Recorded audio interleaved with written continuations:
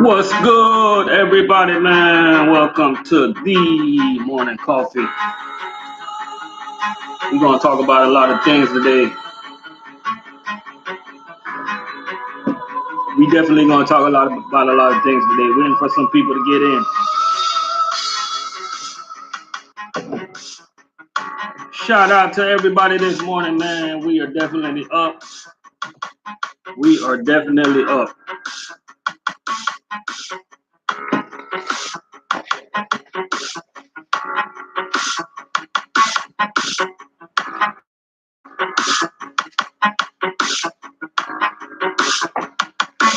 Johnny Price, what's good, man? Gene, what's going on?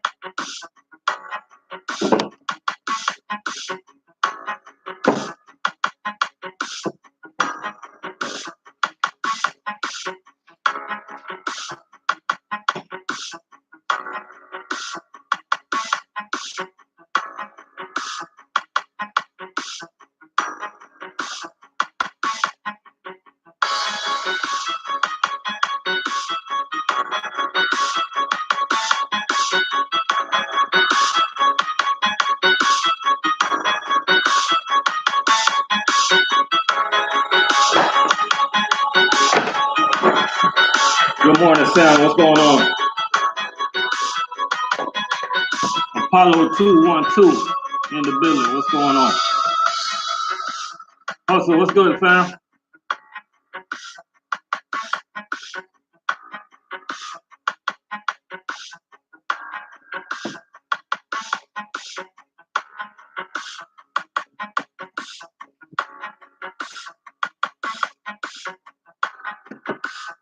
Man, we chilling, man. We gonna get into it today, man.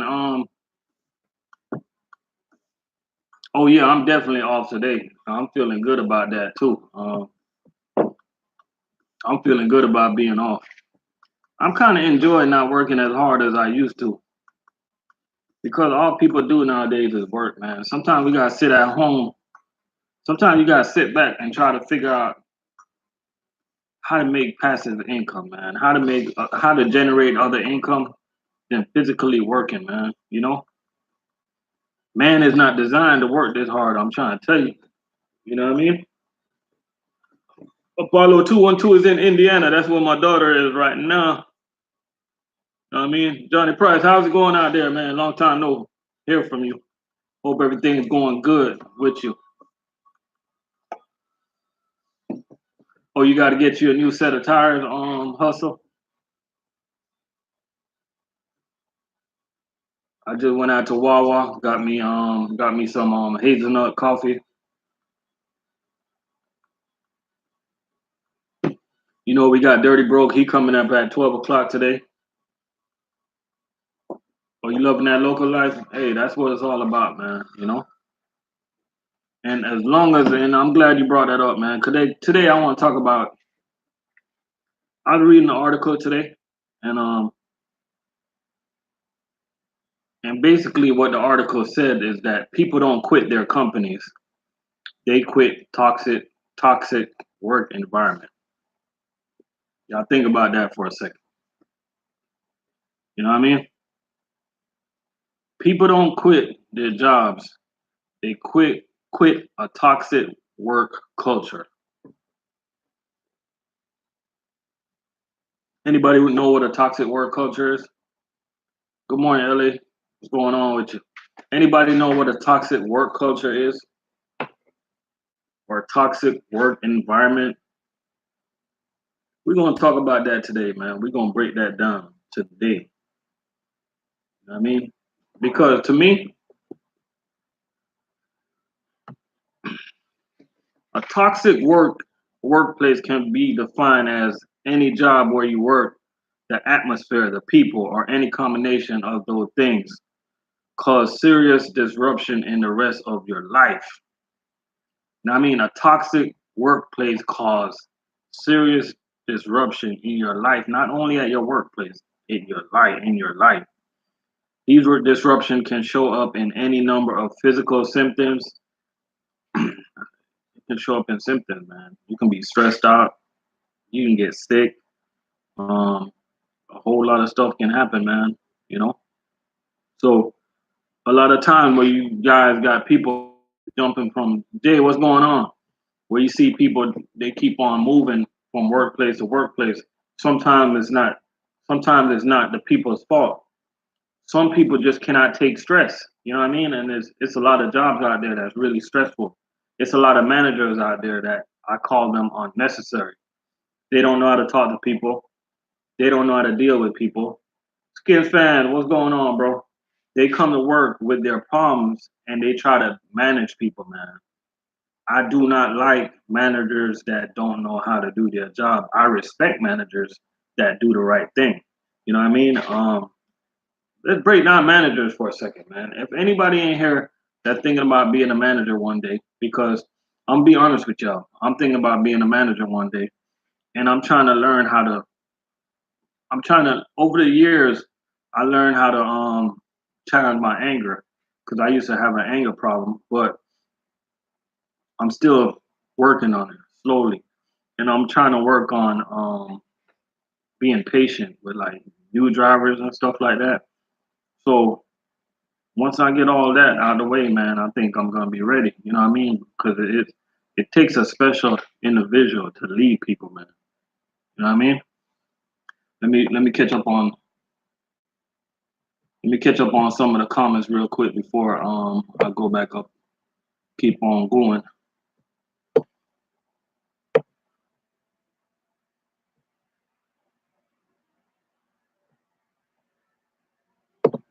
Oh, Johnny Price say that's why he quit his last job because of toxic work environment, man. People just cannot work there.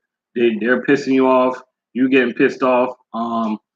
What's good gonna come out of that? There's nothing good gonna come out of that. Like who here ever worked someplace that you just feel like going to work and just knocking your manager out? That's not a good feeling to have, man. That's what you call a toxic work environment. Or you have some ladies, they might start dating at their job, and then this girl is dating her ex and stuff like that. That dating stuff, man, I don't even think that needs to be going on at the job too, because you guys are creating like a we're growing, y'all creating like a fucked up culture. You know what I mean? Where we got managers messing with employees and employees messing with each other, man. Yo, when I go to work, I handle my business, yo. And I'm respectful, and I take it to the house, man. You know what I mean? Like I don't deal with none of that BS at work. I don't got time for that. You know what I mean? And a lot of managers, just like Johnny Price said, a lot of managers, their egos are too big. You know what I mean? Their egos are definitely too big. And LA said stress is a big ego. Is a no. She said stress is a silent killer. Sometimes it's best to walk away. And you're right. Yo, stress can kill you. Stress can straight up kill you, man. And there's nowhere else around that. Stress can kill you. Like, have you guys ever heard of somebody or seen somebody that they have a good job and all of a sudden they quit the good job, and we're from the outside looking in and we're saying to ourselves, yo, they're stupid. Guess what? They're not stupid. They just saved their life. They just added an extra 10 years on their life. They just added an extra 15 years towards their life because at the end of the day, it's all about being happy. It's all about being happy. Yo, things like when we buy things and money, we're not gonna take that with us, yo. We're not gonna take none of that with us. It's all about happiness, man. Happiness is the key. If you work someplace that you're not happy at, sometimes it's best to move on. You know what I mean? Like either they gonna move or you gonna move. And there's proper way to do things when you're going through things at your job. There's proper way to do it. First if you got a problem at your job, you're going through something. First, I'll talk to my upper management, and if your managers don't want to do nothing about it, then I'll go to HR. And then if you see it's a waste of time, you'll just move on. You know what I mean?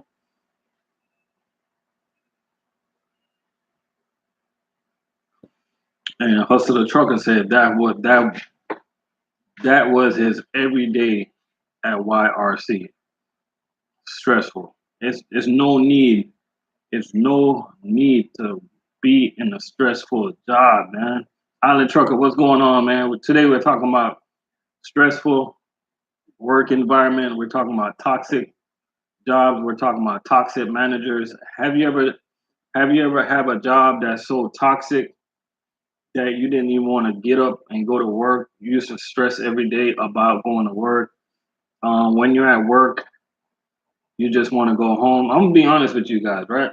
I only had one, like a job that I hated. I had one job in my lifetime.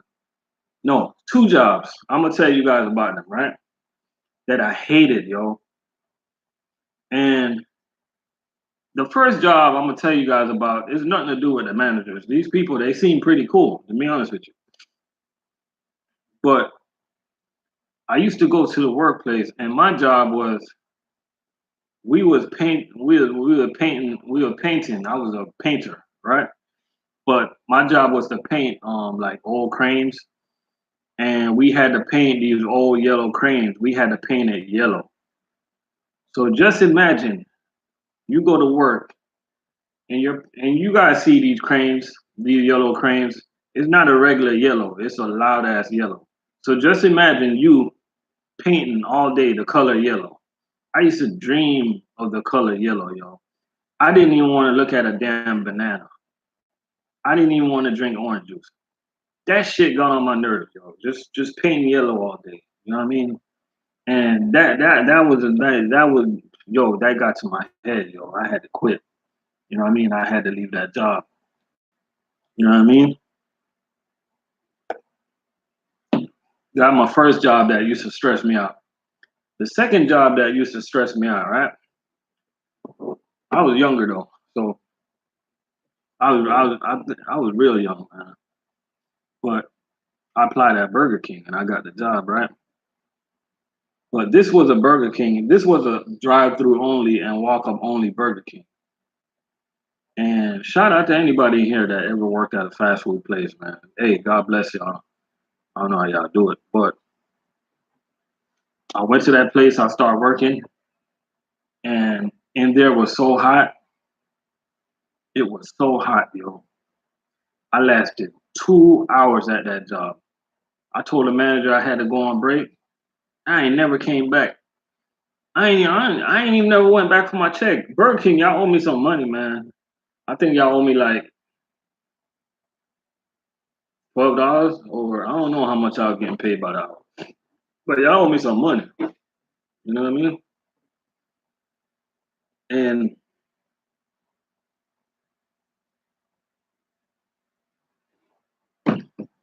let's talk about what can happen to you, man, when you work in these toxic workplaces. You can get sick. You can get burnout. You can be fatigued, illness due to high level of stress. And if you're calling in sick all the time, that's a 2 hours, man. Hey, skin fan. I lasted two whole. I lasted 2 hours at that job, man. I told the lady, man, I'm like, yo, I gotta go on break, man. Let me tell you something about Burger King, man. I don't know how they do the burgers back in the day. I don't know how they do the burgers now, the Whoppers or whatever. But yo, that flame broil thing, yo, that thing is so hot. I was burning up. I was burning up, man. And I'm like, I went on break, and my house was close by, right? I went on break. I was sitting down on the couch, and I was like, yo, I can't do it. I couldn't go back. I ain't even ever went back to order a Whopper. I was so like, I used to go there and get milkshakes all the time. I ain't never went back to that place. They owe me some money, man. I gotta. I'm taking Burger King to court. To be honest with you, I want my money. You know what I can do with that? You know how much that money is worth nowadays? Shit, my 2 hours that I put in, it might be worth about $20 now. I don't know.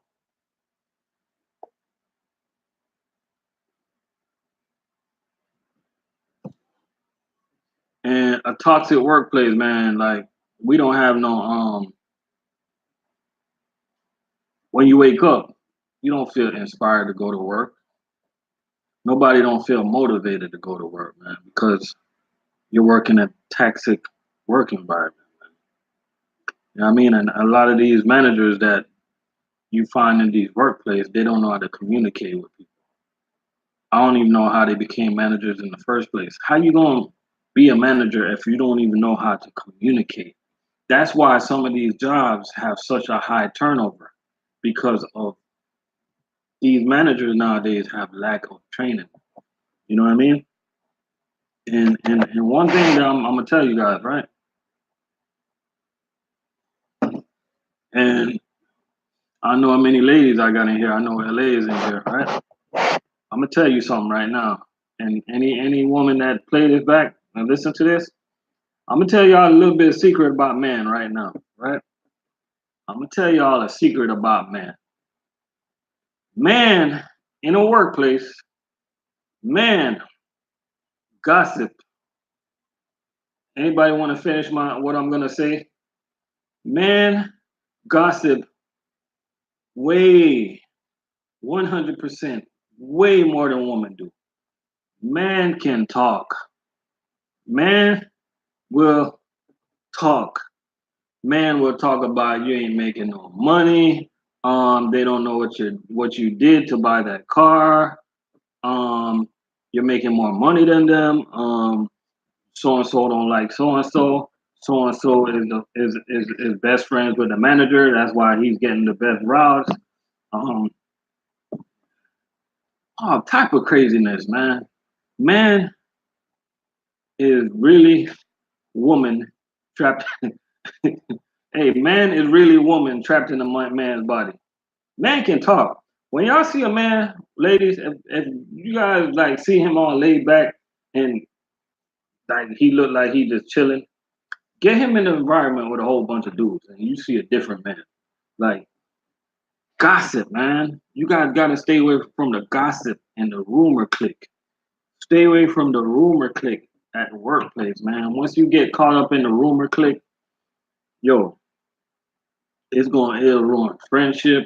Um, People just gossiping all the time, telling a whole bunch of lies, telling what you did with so and so, you did so and so to so and so girl, and blah blah blah, all type of shit, man. What's good, Truckers Keeper? Hey, Truckers Keeper, man. We talking about toxic workplace, man. Have you ever worked in a toxic workplace? You know what I mean? So don't think that just because we're a man, we don't gossip. Man gossip way more than woman. Way more. If I go to work right now, if I go to work right now and I tell somebody I just told a random dude that, oh, this morning I woke up and I took a piss and it was blue. Yo, by the end of the day, and I know that shit don't make no sense, right? But I'm just giving y'all an example. By the end of the day, everybody gonna find out.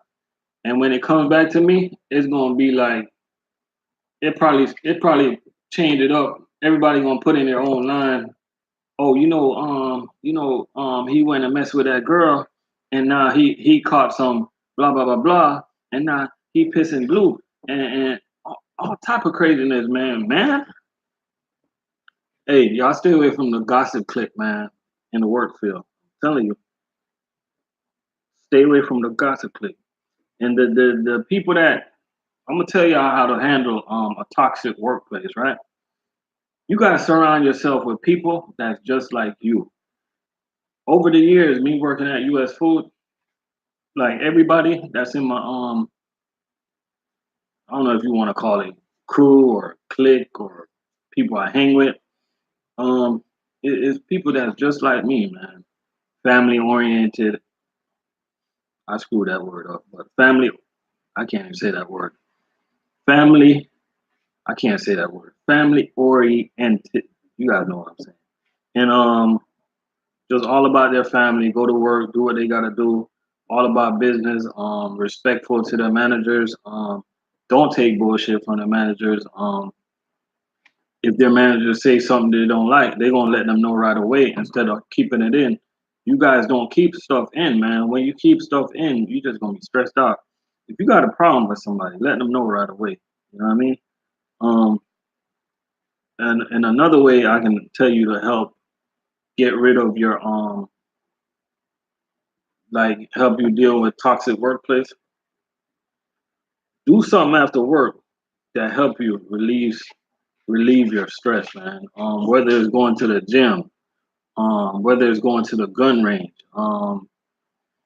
whether it's watching sports, whether it's coaching a little league team, whether it's volunteering at a boys and girls club, whether it's just talking to the neighborhood kids, trying to be like a big brother type, trying to be like a you know anything, man. Just do something after work to keep your mind off the job. You know what I mean? JV, what's going on? You know what I mean? Don't bring your work home. Don't bring your work home with you. You know what I mean? That's the number one. That's so stressful, man. I don't know why people do it. Like they bring their work home. They pretend like your life is their job. You know what I mean? Like most of the time, you guys not even gonna know who I work for unless I really tell y'all because I don't bring my work home with me.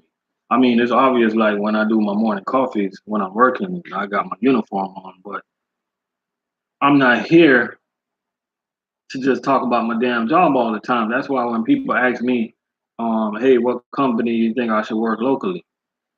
I'm pretty much naming a whole bunch of companies because I'm first of all, I'm not a company recruiter and I'm not thinking about my damn job all the time. When I go to my job, I put in 100%. But once I leave that place, boom, that's it. Don't bring your job home. You know what I mean? And you guys, to eliminate, like, get like a toxic workplace off your mind, you gotta just like keep yourself busy, man. Keep yourself busy. You know what I mean? And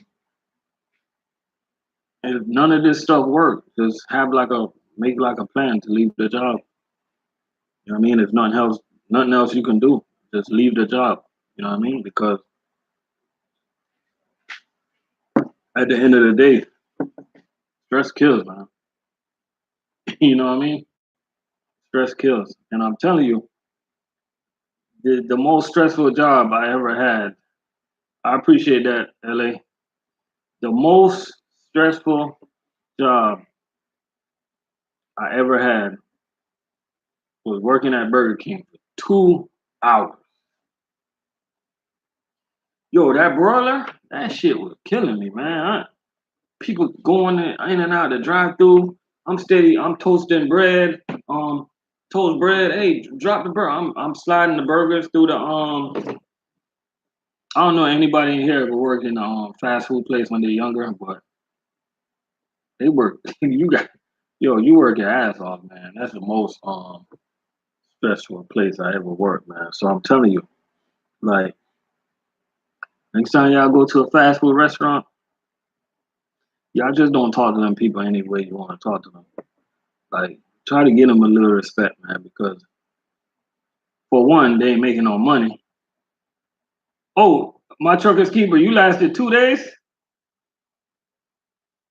So you know what I'm talking about with that grill, right? Because that Burger King grill, man, that's a let me tell y'all something about that Burger King grill, right? It's not a regular grill. It's not a regular grill, man. That grill got fire coming up. It's like a broiler, right? And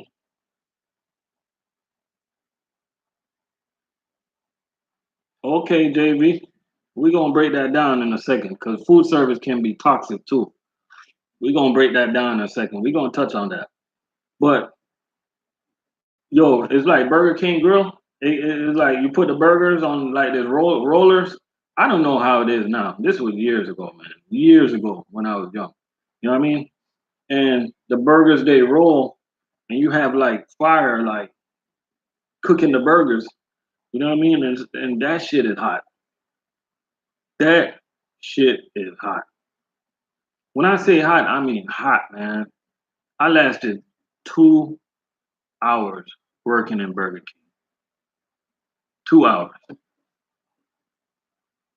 I don't know how it lasted that long, man. Yeah, flame broils. Yeah, flame broil. So you know what I'm talking about, truckers keeper. Hey, these people here, they probably thinking I'm saying it's hot, trying to be funny.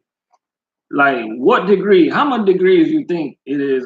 Standing next to that damn flame broiler, man. It got to be like somewhere up in the. It got to be like 120 degrees back there, man. And then you got a whole bunch of people like in the same areas and stuff like that. And then you got people requesting all different type of stuff, you know.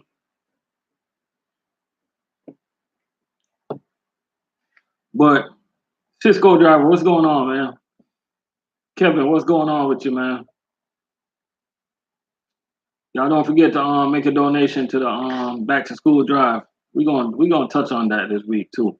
Um, we're gonna touch on that because we definitely need some more support, guys. But we're gonna break that down. But right now we're gonna talk about a big. We got JV up in here, right? We're gonna talk about a big toxic workplace, and this can be toxic. And I'm gonna tell you guys how I deal with it, right?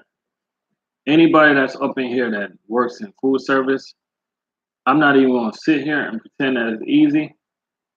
It is hard, man. Now, I'm gonna tell you guys how I deal with it, right? I'm gonna tell y'all how I deal with it, right? Like right now, y'all looking at me, right? And y'all don't see no type of gray hair. I'm gonna be honest with you. Like I'm not a young buck. You feel me? I'm not old or nothing, but I'm not a young buck. Most of the dudes that's in my age group, they're all grayed up, gray, gray hair, stressing all the damn time, man. After a while, you hear I got JV. He's saying he's sick. He's sick of it. He get 18 to 20 stops every day. If you working in food service, 18 to 20 stops, that's not easy, man. I'm telling you, that's not easy. That is hard. You just to think about going to 20 different locations for the day. And out of those 20 locations, you're gonna get about 5 customers that's rude, got attitude. You know what I mean? For no reason. Every single day. Like I do a route, right? I do a route right now, and every time I make a delivery to this lady, she's at a hotel. She's always asking me the same dumb question. Oh, did you deliver everything? I'm like, yeah, I delivered everything. Like, I'm looking at her. I want to say to her, I'm like, yo, you ask me the same stupid question every week. Like, why would I not deliver everything? What do you think? I'm taking it home? Like, I want to tell her that so bad, but I just block it out. You know what I mean? I just go to work nowadays, and I just do what I gotta do. I go to work, man. I do what I gotta do, and I just get it off the truck and go home and just try to have a peaceful day as much as possible. Rude customers, I straight up ignore them, man. Like when I'm dealing with a rude customer, if I go there and I'm delivering some product, and let's just say they're going over the list, and if they look at something and they're like, "Oh, I didn't order this," I'm like, "Okay, you want me to take it back?" Yeah, yeah, take it back. I'm like, no problem. Because at the end of the day, I'm not gonna lose no sleep. Either you want the product or not. We're just the delivery guys. We're not the salesmen. You know what I mean? Like people are so people treat us. Don't get me wrong. 95% of our customers treat us so good. I'm not talking about them people right now. I'm talking about the people that treat us like dirt, treat us like crap, treat us like we're nobody, and we can't say nothing to them because if we say something and we get angry, we're gonna lose our job. JV know what I'm talking about. You know what I mean? So working in food service, man, you got to have a special type of attitude because we see so many customers, man, and we run into a lot of people that just angry, have attitude, don't know how to talk to us. You know what I mean? But we, we always got to be nice and we always got to do our job because I don't know if you guys ever work in customer service, but the motto in customer service is customer is always right. You know what I mean? So we got to keep this little thing in our head that customer is always right. But I know one thing though, if I ever go to a customer, it's certain things that I'll knock a customer out for. And I don't care if I lose my job. Y'all can say anything y'all want to say. But if I go to a customer and they use the N word, I'm just giving y'all an example. If they use the N word, if they call me stupid or something like that, or any words down that list, you get knocked out. Like I'm gonna just pick up the phone right in front of the customer. I'm gonna call my job and be like, yo, y'all come get this truck. Boom. Cause I got a CDL. I can get another job. I'm not gonna take no disrespect because I don't disrespect people. You know what I mean? And that's the beauty of having a CDL. Just keep it clean, guys. You know what I mean? But for the most part, just being honest. Yeah. Skins fans say shit, that's a lie. Customers always wrong. Yeah, they're always wrong, but we gotta keep this motto that they're right, man. But they are so wrong. You are so true, man. But for the most part, we have some really good customers, man. Some really good customers that we deal with. But damn, JV, you got 17 more stops. Take it easy out there, man. Make sure you drink some water. It is hot out there, man. Take it easy.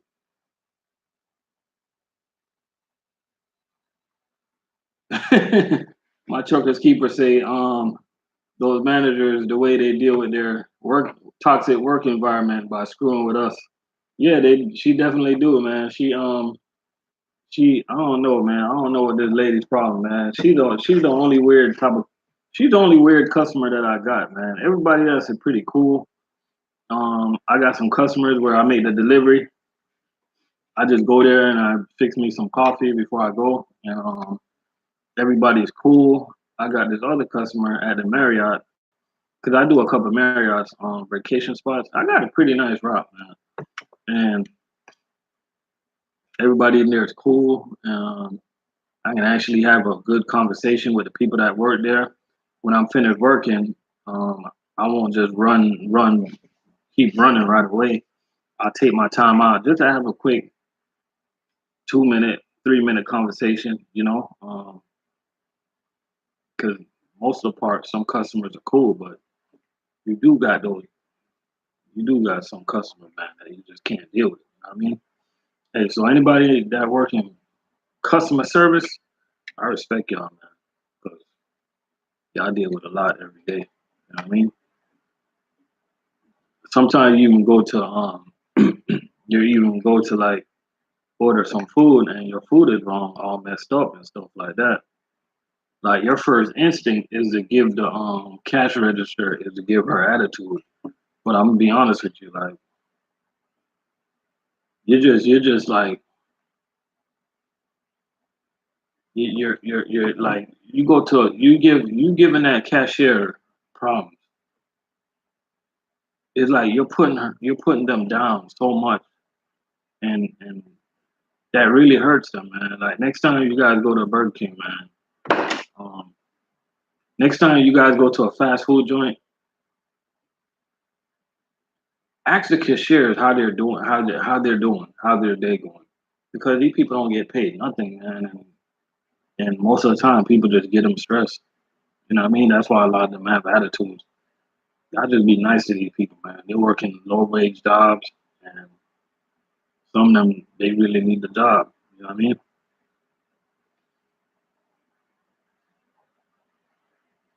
Skins fan said he want to give people the hands when they come off crazy. Hey, we can't give people the hands, man. We lose our damn job.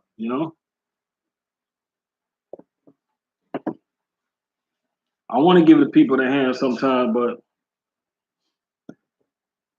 they we lose our damn job, man. We definitely lose our job.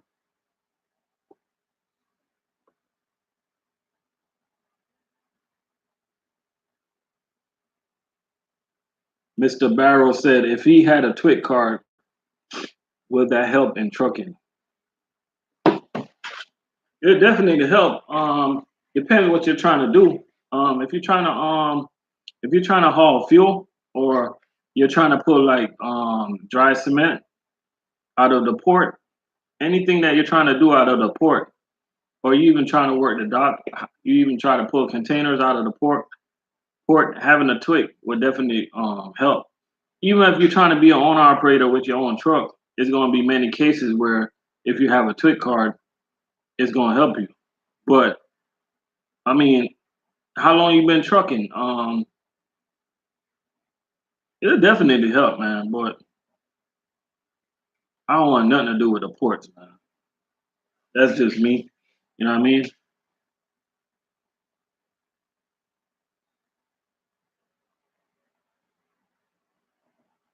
Oh, you work on boats? Yeah, I would definitely get my twig card. Hey, Mr. Barrel, you know what? Drop me I'm gonna give you my email, man. Shoot me a message, man. I definitely love to interview somebody that work on boats, because I met a couple people that work on boats before, and you want to talk about, like, you guys think being over the road is tough, being gone for a week or two. Yo, working on a ship, because I remember I used to deliver at this place in Port Everglades, that that was when I was delivering chips, and I used to meet a lot of guys that work on the boats, and they used to be going away from their family all the damn time, man. So it's definitely rough. So when you get a chance, man, drop me an email.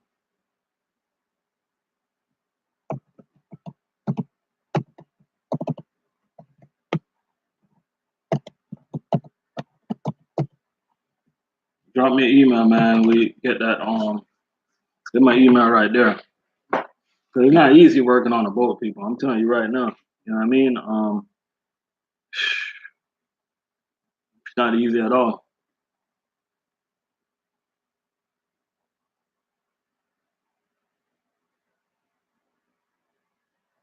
What does TWIC stand for? Transportation Workers Identification Card. Hey, all these years I didn't know what TWIC stands for. Credentials, Transportation Worker Identification Credential. I ain't gonna lie to y'all. I had a TWIC card before. I ain't know what the hell it means. I just know that I needed it to go on the port and get off the port. You know what I mean?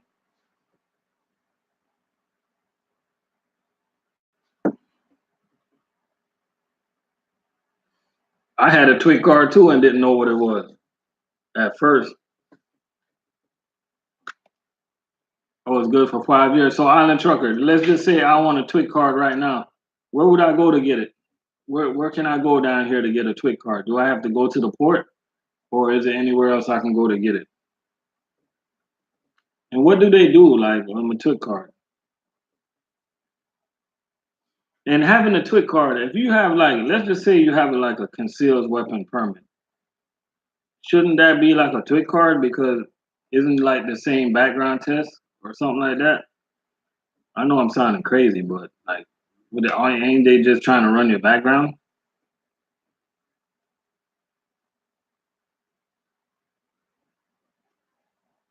You know what I mean? Yeah, it definitely sounds like a CDL, man. Like, it's just like extra ways for these people to make money, man. That's the bottom line, man.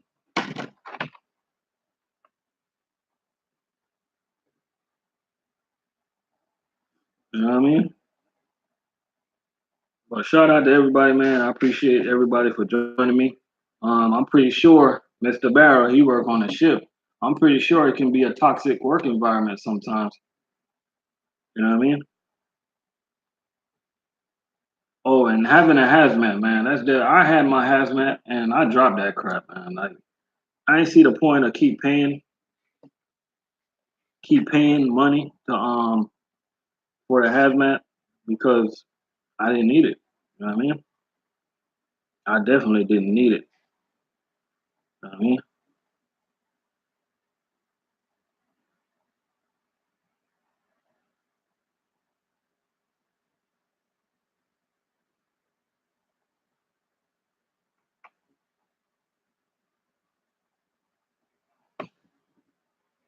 Definitely didn't need it, man.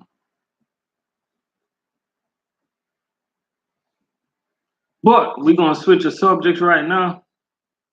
I'm pretty sure everybody got the toxic work environment out their mind.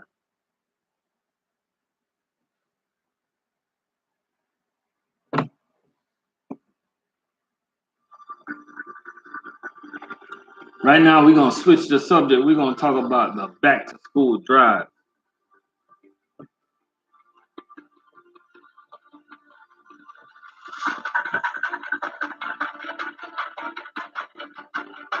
Dirty bro, you can post that link again for me. My trucker's keeper. If you got the link, you go ahead and post it for me.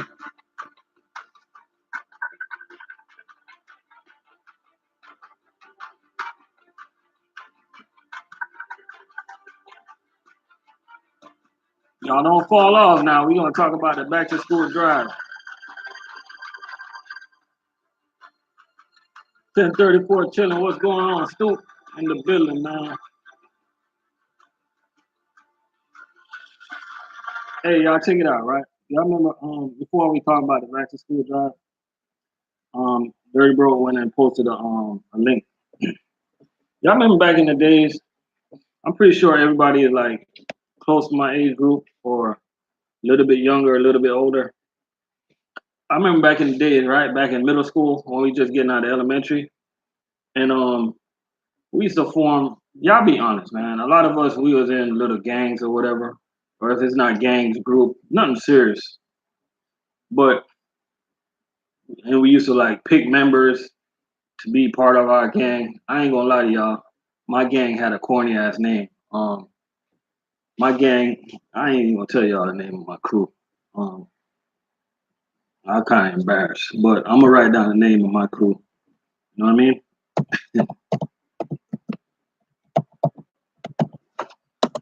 That was the name of my little gang right there, right? I'm be honest with y'all, right?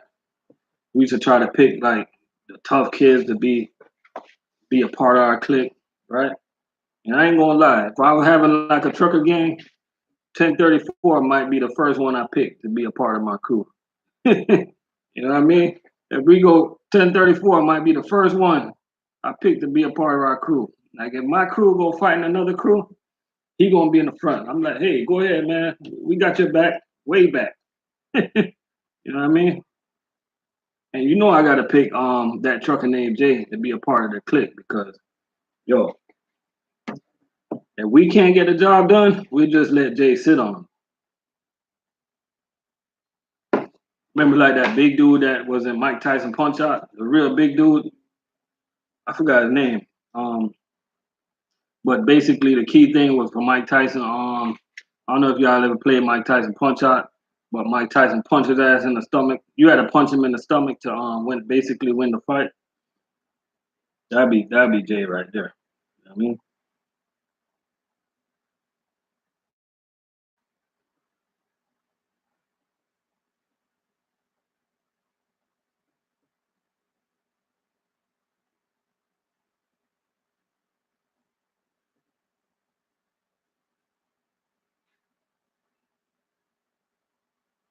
Oh, Egner, we're gonna talk about the school drive right now.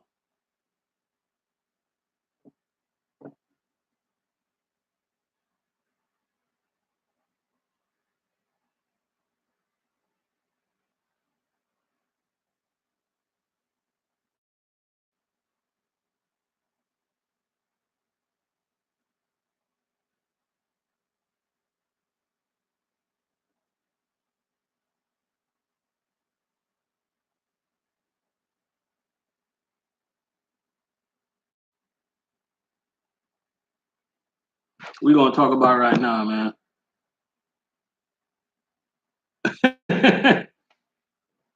Hey, hey, 1034. The reason we call ourselves the pimp click, we use the word, we used to call ourselves PC, right?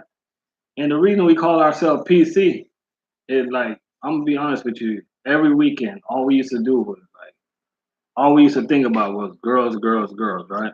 Every weekend, like we used to go try to find somewhere to go, whether it's a skating ring or any little party, we was always there. PC was everywhere, man. We was on.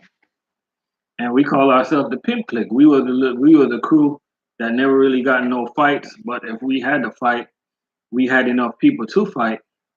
But I ain't gonna lie, it was a bunch of pretty boys in the clique that but we needed a couple of the tough kids. So we end up getting some of the running backs from the football team and the linebackers to be part of our crew. You know, the big tough guys. So we were straight, man. We were straight. We were definitely straight. And I know Johnny, yeah, Galaxy Skating Ring, man. That's where we used to be at, Island Trucker. You remember Galaxy Skating Ring? Hey, Island Trucker, let me tell you. Johnny, I know you used to live in Florida back in the days, man. So let me tell you a little bit how the crews were set up in Florida, right? So back in the days, we had PC Logistics. Back in the days, where I used to grow up, we had the Hollywood boys, we had the Davy boys, you got the Dania boys, um, you got a bunch of crews, man, right? So we used to all hang out at skating ring. Ain't nobody fighting, ain't nothing really popping off.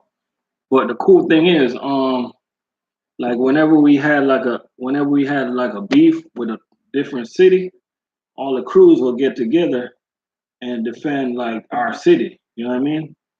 But then we'll go. It was more like, man, it's more like hanging out, man, and just having fun, just being with your homies and stuff like that. You know what I mean?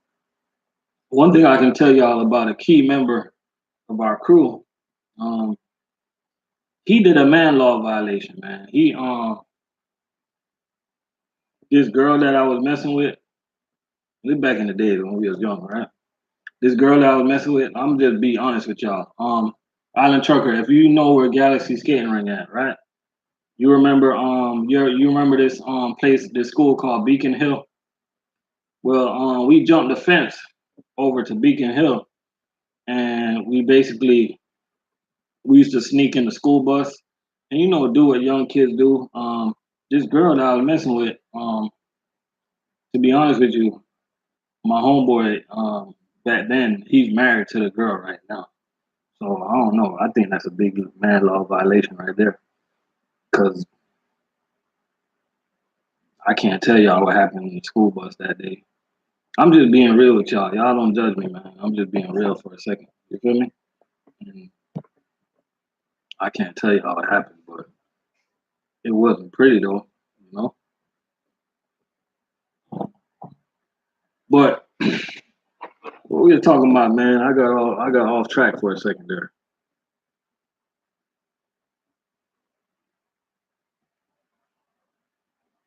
Oh yeah,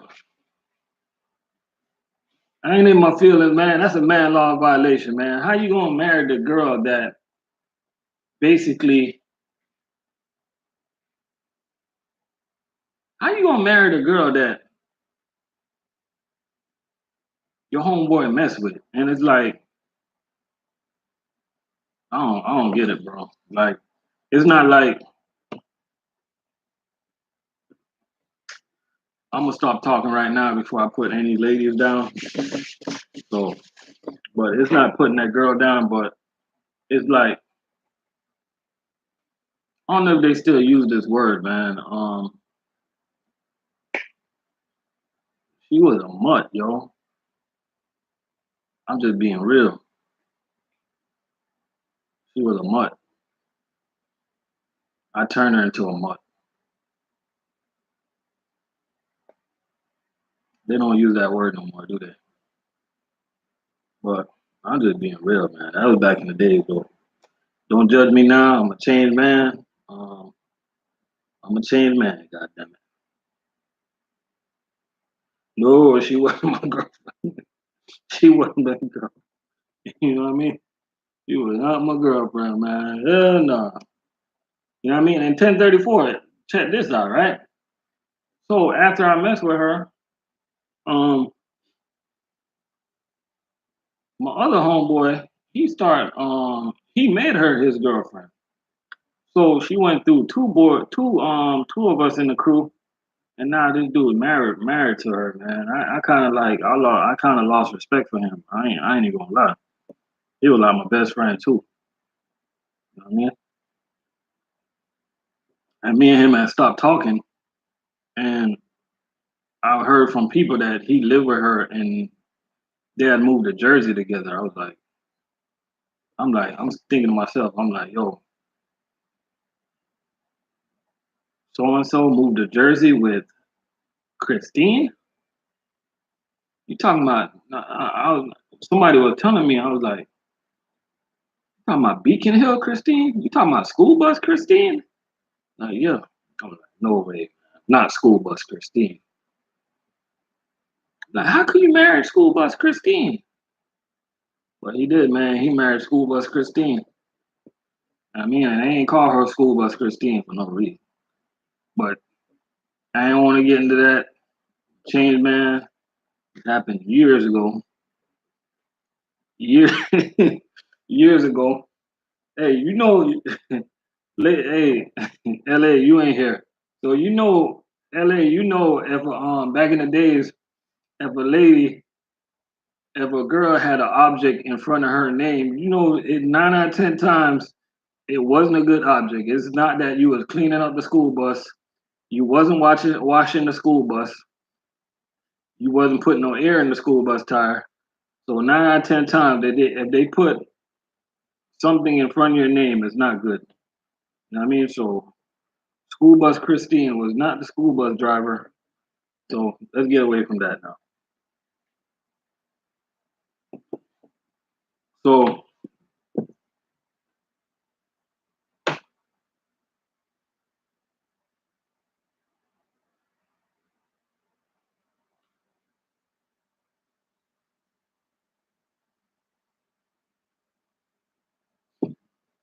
I remember my little stepbrother, he used to mess with a girl back in the days.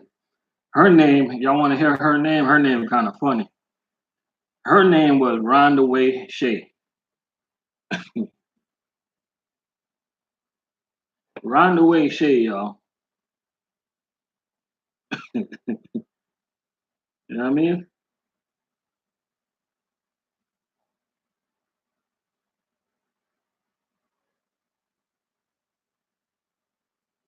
What Jay said, screw, screw bus Christian.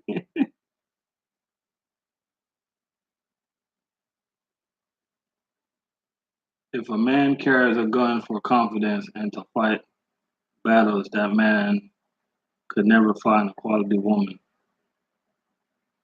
That's that's deep right there.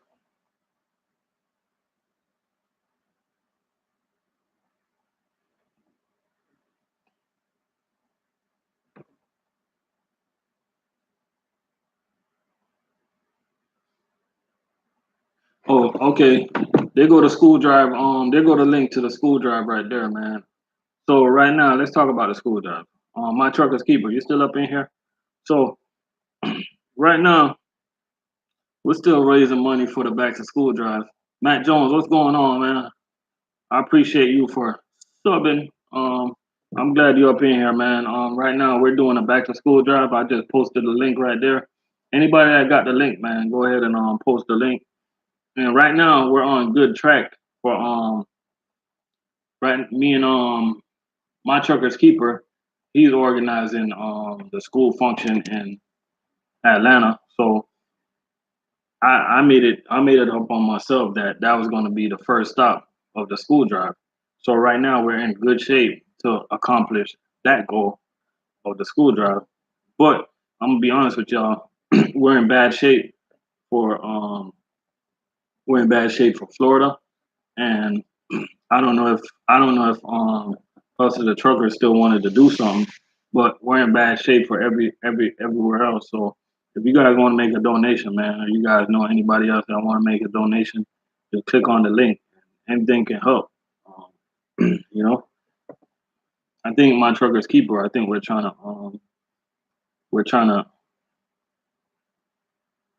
I can't speak for him, but we're trying to do 50 kids in Atlanta, and then we was gonna come down here to Florida and also have a school drive down here also. And last year, we did it in Jamaica, and it turned out very good. You know what I mean? So if you guys want to help out, man, Egner, you still up in here? If you want to help out, just click on the link. And the last Egner asked me a question. He's like, "When's the last day?" Well, that's a good thing. This year, man, we got to jump because we got all the way until August. And the good thing about Jamaica is that school don't start up in Jamaica until September. It's not like the States. I believe the school start date for Jamaica is September 9th, I think. So I got a long time for that. But most of these schools are gonna be up and running, um, like the beginning of August, something like that. So if y'all want to make a donation, man, just click on that link right there. You know what I mean? Nothing is too big, nothing is too small. And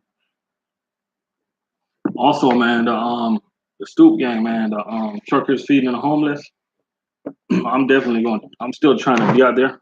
It's going to be in August 22nd in Dallas. I'm definitely going to try to be out there, man. I already made my donation. As a matter of fact, I made a multiple donation to that cause because I believe in stuff like this. So if you guys want to make a donation to that, I believe they have a website now. So just go to Truckers Feeding the Homeless and click on the link and make a donation. It doesn't matter what cause you donate to. Just find something to be a part of. It could be anything. It could be you can donate to veterans. Anything you want to do, man. Just try to make a difference in people's life. You know what I mean? Because a lot of people they might look at us and be like, "Yo, why y'all wasting time trying to give kids school supplies?" Yo, you know how much parents we can help out just by giving their kids school supplies. Some people don't got it. A lot of people think people got it, but a lot of people don't got it like that. You know what I mean? If you just take that little burden off of some parents' hands, that'll help out so much.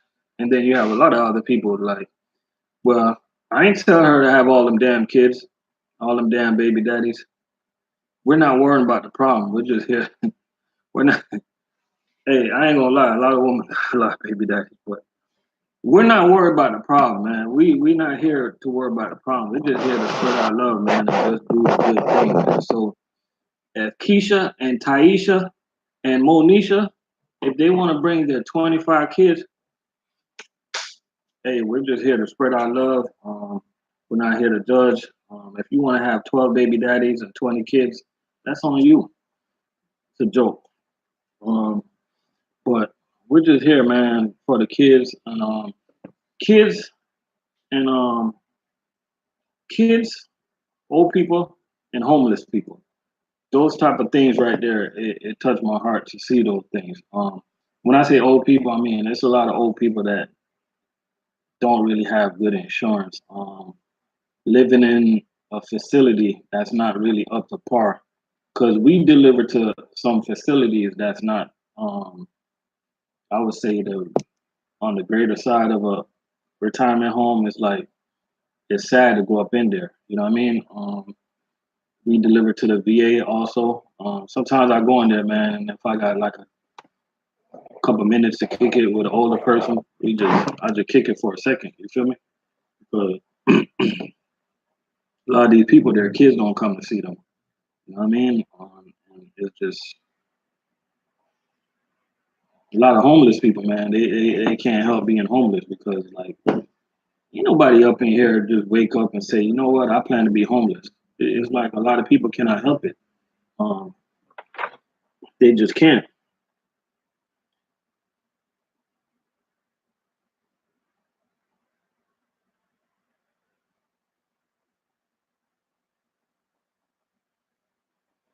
You know what I mean? Do anybody in here know what PTSD?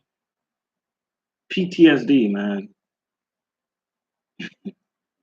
Like a lot of veterans, man. They you think they want to be homeless? I mean, a lot of veterans can't even keep a job because of PTSD. You know what I mean? And it's like a lot of us every day we see them, we just pass them up. Miami, Florida, Atlanta. Atlanta, Georgia. They got it's you know how many millionaires live in these cities? Talking about millionaires. You know how many homeless people that live there? You know what I mean? A lot of homeless people that live in these places. I know we can't help everybody, but if you can change one person's life by doing something good, then you did your job, man. Your purpose on earth is well worth it. That's why I don't really worry about things, man, because I know you can't give yourself self recommendation, but I be patting myself on the back sometimes. You know what I mean? When I was able after I was able to donate 175 kids school supplies last year in Jamaica, I pat myself on the back and everybody who helped me. You know what I mean? Because it's not everybody gonna pick up their money and waste their time and go through Walmart and start picking up school supplies for strangers. You know what I mean? I wish I had the pictures to show y'all.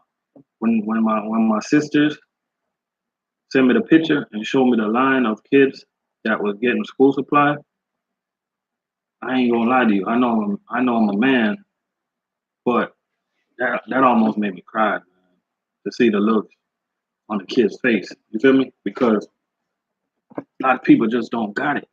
You know what I mean? Where I come from is rough. In Jamaica, it's rough. It's not easy. A lot of people just don't have it.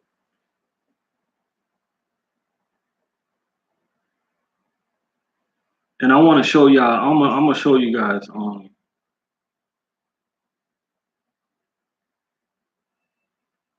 gonna show you guys a little. I'm gonna show you guys a little bit of clip of the city where I came from.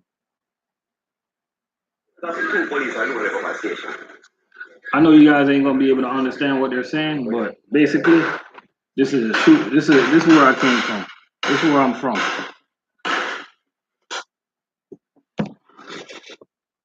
Hold up, y'all. I'm gonna get a rundown. I got my mom.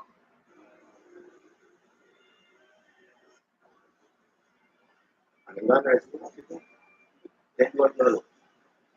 So then become the program. You just get something and get cleaned up.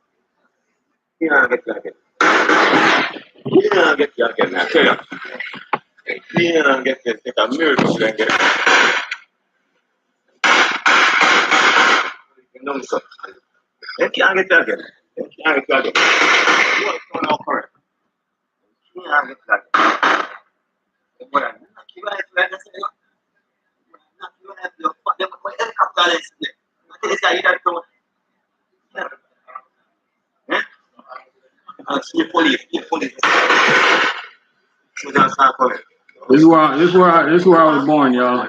Listen to all the gunshots. Police come out here. Police come out here. I want to go back to the police have the way. No police are coming. People are not coming from one direction. So basically, what happened here is some dudes came and robbed this store. And they got away. And this goes on like all the time.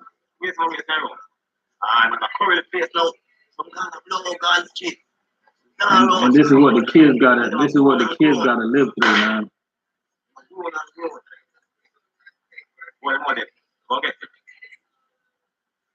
Y'all hear all them gunshots?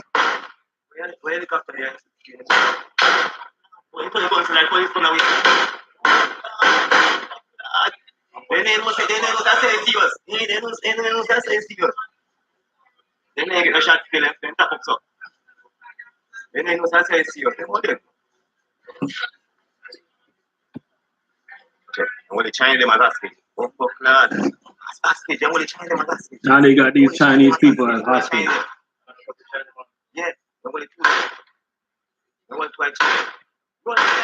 Run, China, run, watch it fuck them, run. Call them back. I want to say, when I go back out of anything, and I escape. I'm trying to blood that. We're trying to. We're trying to. Not trying to. This is the Jamaica that you guys are dying to go to. Tell y'all, don't be going to the wrong places. Train board,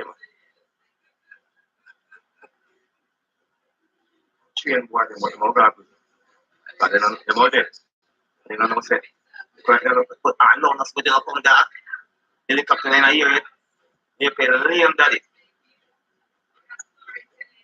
You pay the name, never would I actually pass it.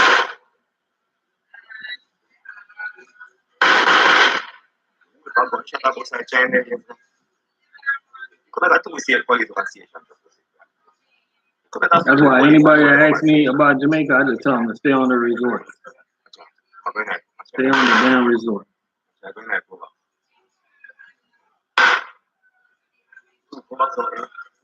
Oh, 1034, that's Maypen. That's where I was born, in Maypen.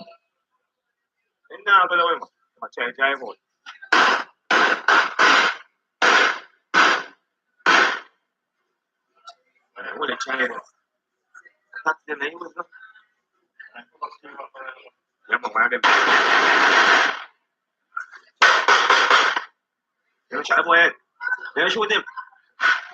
Then shoot a fool. Then shoot the fool.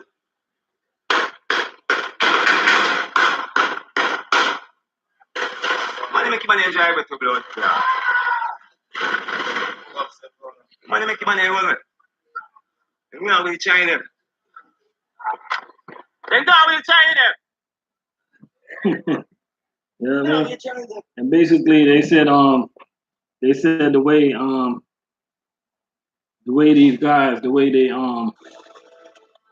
held the guns, because there's a bunch of dudes with masks, but the way they held the guns so professionally that they think these dudes that did the robbery, they think they're like polices, like trained polices or members of the military. You feel me?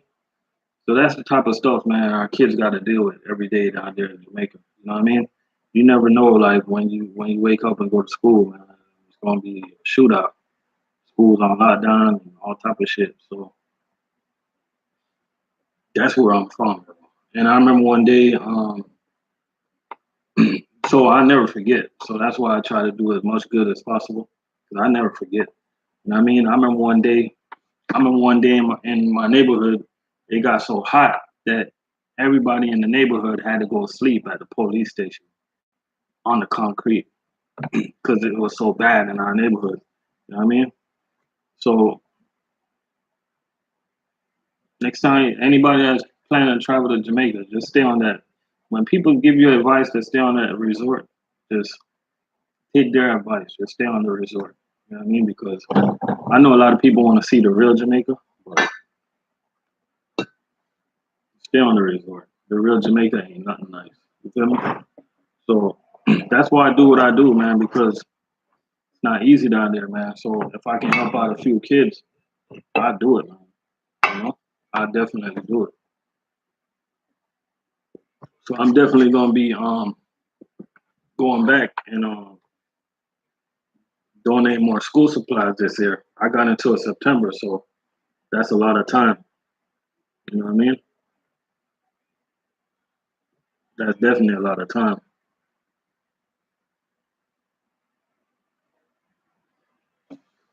Oh yeah, we got Dirty Broke coming up today at 12 a.m. 12 a.m. Dirty.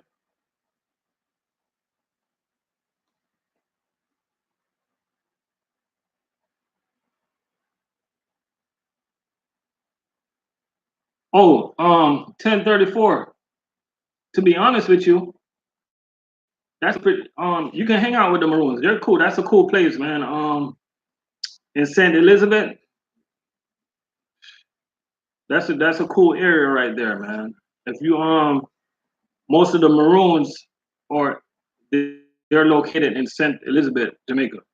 Um, that area is pretty. It's pretty okay. That's a nice country spot, man. So That's a pretty cool area, man.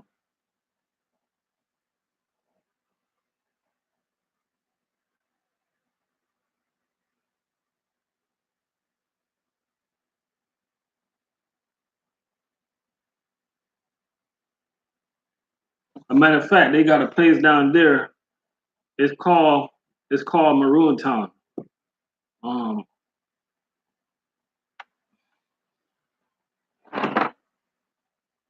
it's it's called Maroon Town. And Maroon Town is a settlement in Jamaica. It has a population of 3,122 people. Right now, that was back in '09. Right now it got way more people. Um, it's in the cockpit country that spans parts of the parish of St. James and St. Elizabeth and Trelawney. You know what I'm saying? Maroon Town is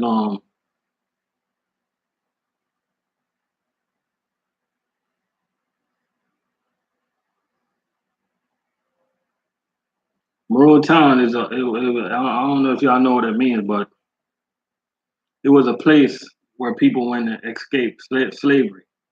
You know what I mean? The first Maroon War was in 1730. You know what I mean? And then there's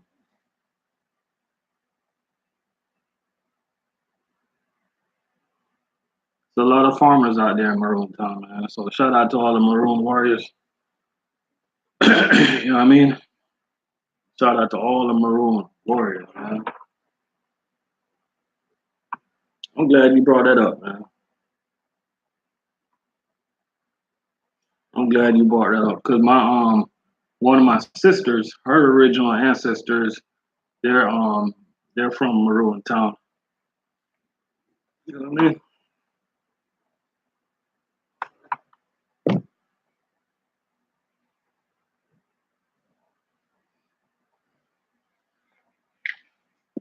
But before we get in the next topic, man, we're gonna talk about how to stay focused out there on the road. We're gonna take a minute break.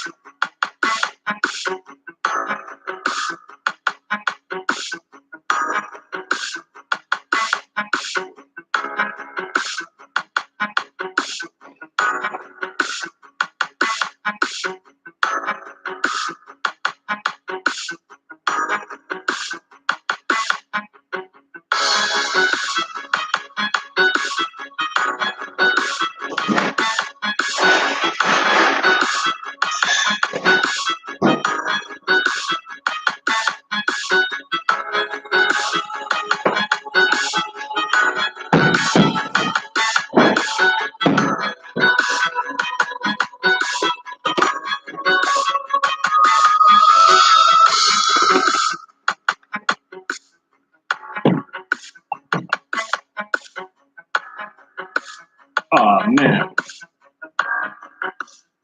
Hey, this little break, man. This little break was brought to you by Tito's.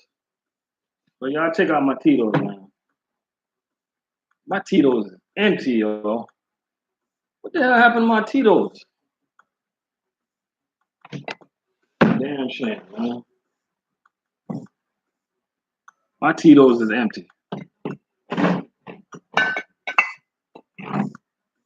I got this thing right here. Tequila. Tequila don't go with orange juice, do it?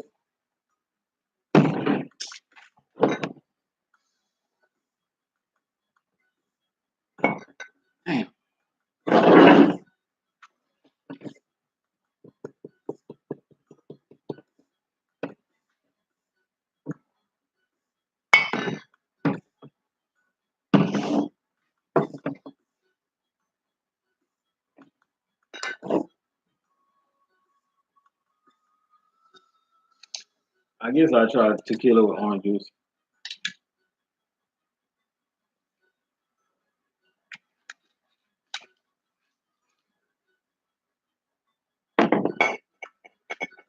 Shout out to everybody that's still rocking with me, man. I'm holding it down until Dirty Bro get on, man. You know Dirty Bro, he coming up at 12. It's my day off today. I ain't really got much to do. I'm headed to the beach today. You know what I mean? Headed to Fort Lauderdale Beach. I'm gonna try to vlog some of the beautiful scenery down there. But it's definitely popping this time of year on the beach. Um, Start doing a little jogging, try to get my beach body together before, summertime, man.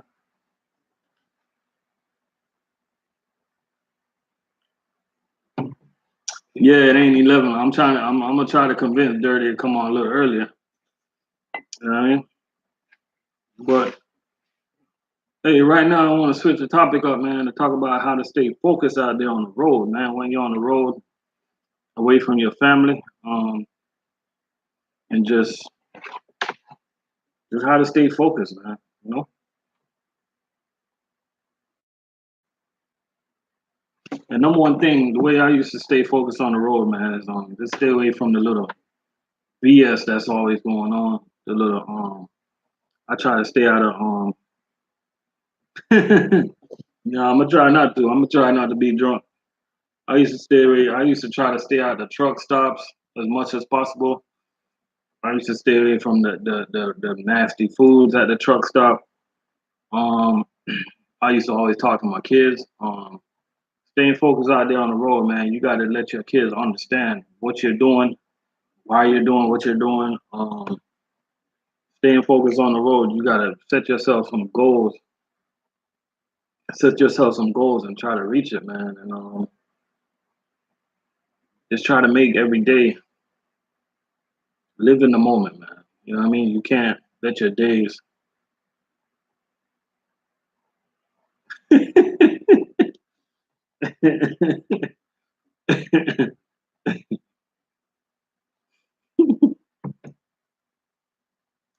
Hey, the morning coffee turned into morning tequila. But the morning tequila show. But yeah, man. Sometimes it used to get rough out there on the road, man. I used to find myself like when I was out there, man. I used to find myself like depressed sometimes. You know what I mean? I ain't even gonna lie. But you got to find something to do with your time when you get off work, man. A lot of people just don't understand, but just exercise, man. Instead of going in that truck stop and eating, just exercise, man, and just find something to do with your time. Walk around your truck, try to do some push-ups. You're gonna feel better about yourself. Your body is definitely gonna look better than some of these guys, man, that you see at the truck stop. It takes them like 10 minutes just to come out their truck. You know what I mean? Like some of these guys, I don't know how the hell they pass their DOT physical, man. They are so out of shape. It's not even funny. That's why people give truck drivers such a bad label, man. Some of these people don't even take a shower out there, man. Don't join the no shower clique, man. You gotta just try to live as normal as possible, man. You gotta stay focused out there. You know what I mean? Because yo, some of these truck drivers, when I was over the road, man, and you see a truck driver coming through, some of these truck drivers, man, their smell was so awful, man. You know what I mean? And one thing that I don't like to do is to smell another man. I don't like I don't like that at all. So you just gotta set yourself a goal, man, and do what you gotta do to make yourself successful out there on the road, man, because you don't want it to become like a toxic environment every day where you just driving and stressing, because driving and stressing don't it doesn't add up. You know what I mean? A stressful driver is a driver that's not focused. And we all know to drive these big machines, like you gotta stay focused, man. You have to stay focused out there on the road because it all it takes is 5 seconds for your mind to start thinking about something else, and boom, you go hit something. You don't want to do that. you might end up killing somebody just by not being focused. You know what I mean? Gotta stay focused out there on that road, man. Gotta stay, and you gotta get a lot of to be successful out there over the road, man. You gotta, your family needs to show you like support. You know what I mean? Your kids gotta be supportive. You know what I mean? They gotta understand what you're doing, and why you're doing it. You know what I mean? Definitely gotta give you that support. And take some time. I don't know if you guys are readers or whatever, but y'all read like y'all take some time and educate your brain. Y'all do a lot of reading, man. There's so many guys out there. They just go to the truck stop to go hang out at the Country Pride and just to talk crap all day. Take some time to educate your mind. Education is the key. You know what I mean? Take some time out to get your mind right, to get your mind better.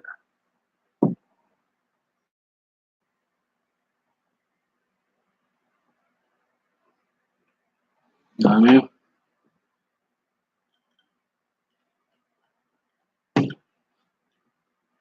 We've been going for an hour and a half today. Don't forget that Dirty Broke is coming up at 12 a.m. today. And by 12 a.m. I'm gonna be on the beach, at the beach, um, chilling. I ain't been to the beach in a while, man. I'm definitely gonna go to the beach today. Fort Lauderdale Beach. My daughter got upset when I told her I'm going to the beach today because I'm going without her. But hey, I gotta do what I gotta do, man. I can't just be sitting at home all day. So I'm definitely gonna go to the beach today, relax a little bit. I mean, check out the scenery. I mean, shout out to everybody that's just joining me, man. Who's up in here right now? Shout out to everybody that's getting off of work right now, that's going to work right now. Um, Shout out to everybody that don't want to work. Shout out to everybody that been supporting my channel, man. I appreciate y'all. Shout out to everybody that have a channel. I mean, all we do here is on network.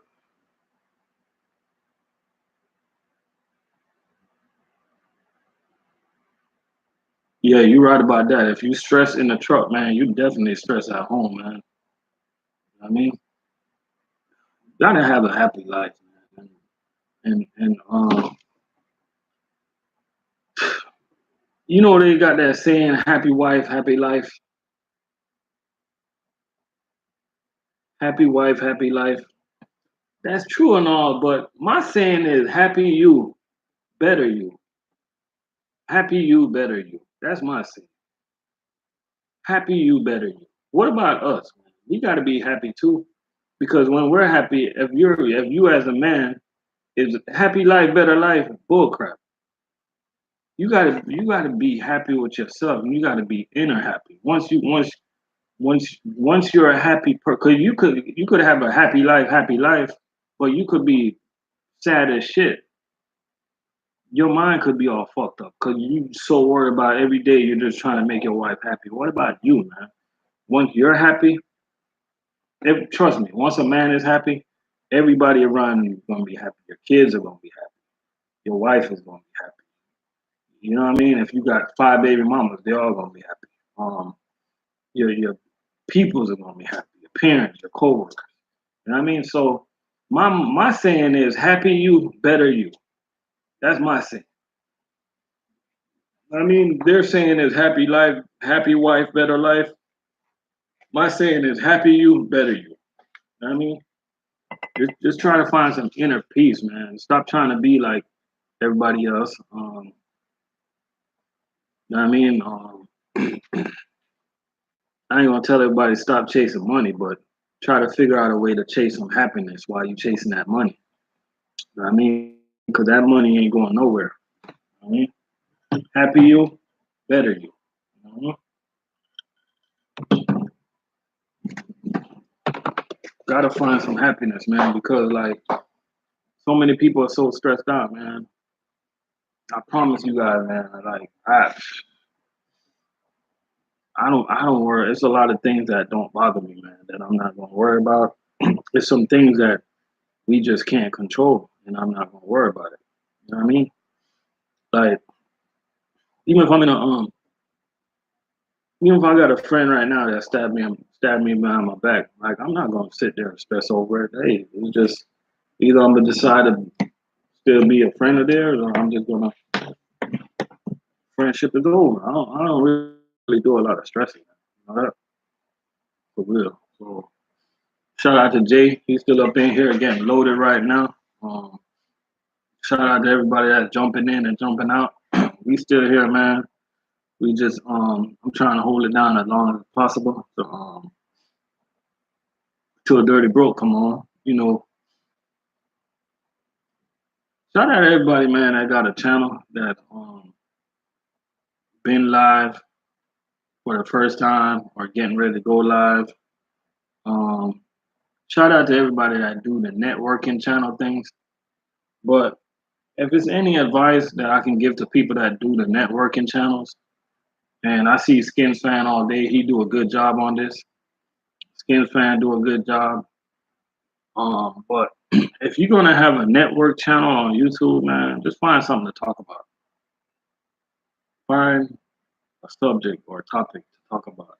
Cause a lot of people, man, they doing YouTube, man, and their content is trash. They don't have nothing to talk about. They're just on YouTube. Oh, hey everybody, we're trying to grow. We're trying to grow. Make sure you guys sub to blah blah blah. Make sure you sub to this and that, and they don't have nothing to talk about, man.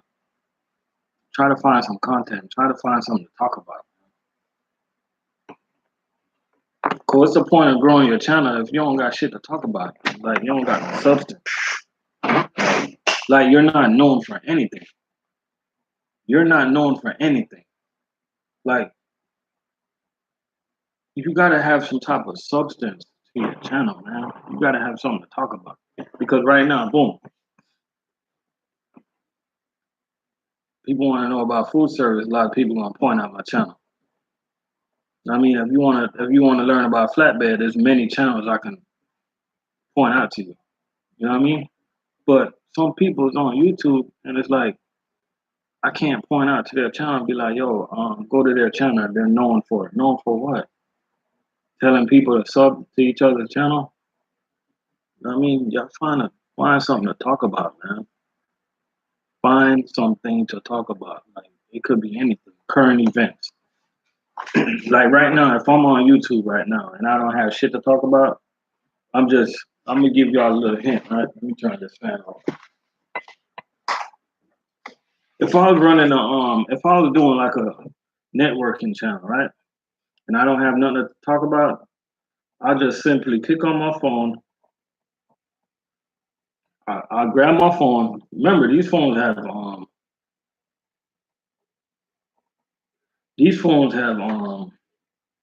Google. Google pulls up everything, and I just go to CNN. I go to CNN News, and I'll be like, "Yo, today we're gonna talk about energy drinks."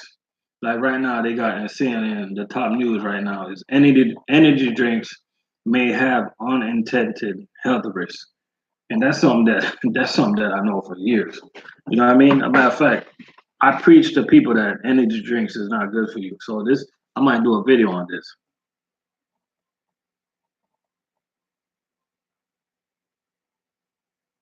Like right now, I'm reading an article right now say energy drinks may promise a boost, but experts are increasingly concerned that their cocktails of ingredients could have unintended health risks. Right? A study published Wednesday in the Journal of the American Heart Association found that caffeinated energy drinks alter the heart's electrical activity and raise blood pressure. So next time y'all go out there and grab that monster or that boost, the extent of these electrical changes, which signals the heart chamber squeezing and relaxing, is generally considered mild, according to study. However, people who take certain medication or have a specific type of heart condition could could be at increased risk of fatal irregular heartbeat. Unlike drugs, supplements, and consumer products, do not necessarily get tested for safety. The American Beverage Association stands by the safety of energy drinks, indicated that many of their ingredients are also found in common foods and have been rigorously studied for safety. Still, the global energy drink market continues to grow. It is worth $39 billion in 2013 and is forecast to reach $61 billion 2021. So that'd be something good to talk about. Y'all just find something to talk about, man. There's many things out here on the internet that you guys can talk about. Like I'm looking at this story right now, and I'm saying to myself, you know what? That's a good story for me to do a video on. Because I don't believe in energy drinks, man. There's so many people that always telling me I should drink this type of energy drink before I start working. I'm like, man, I ain't gonna drink none of that shit. I know somebody right now that he cannot go to work without drinking a monster. And he mixes his monster with I'm being honest with y'all. He mixes monster with he mixes monster with some type of cough syrup, something. And he says that give him energy. I'm like, yo, you can keep that energy drink, bro. You can keep that. I'm good. But then my energy comes from food, milk, water, this natural stuff, man. I don't drink. I don't need no Red Bull. I don't need no Monster. Whatever these energy drinks name nowadays is like, I don't want none of that.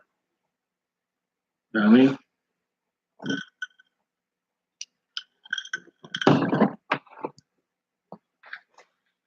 Energy drinks can definitely kill you, man. I mean, especially you guys ever came across an energy drink called Red Line? That energy drink right there is serious, man. Like that will make your heart beat fast as hell. You know what I mean? So y'all stay off them energy drinks, man. I can't tell y'all what to do, but y'all try to find other supplements that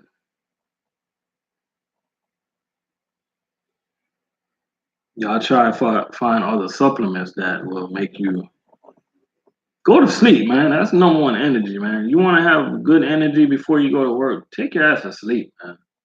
Turn that TV off.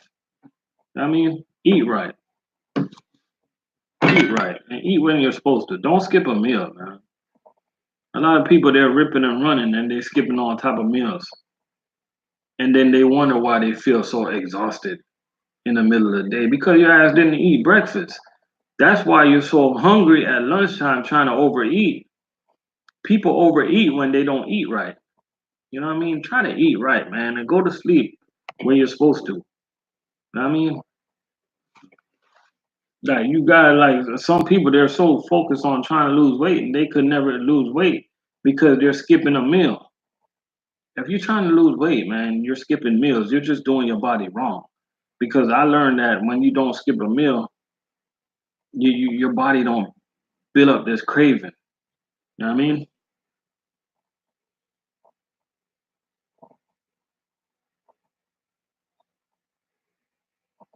Or you'll drink shout out to Carell. Take 5 hour energy, drink half of it in the morning and drink the other half later. I mean, I heard 5 hour energy drink. I heard it's supposed to be like all natural. That's what I heard, but who knows, man? Who knows what's in these things? You know what I mean? Because I remember back in the days, me and my homeboy, back when I used to lift weights. Now I'm all skinny and stuff like that, but I don't really lift weights no more. I don't lift weights no more because I don't got time. You know what I mean, but back when we used to play football, way back in the days, and we used to go home and we used to work out and just eat. We used to be on creatine, right?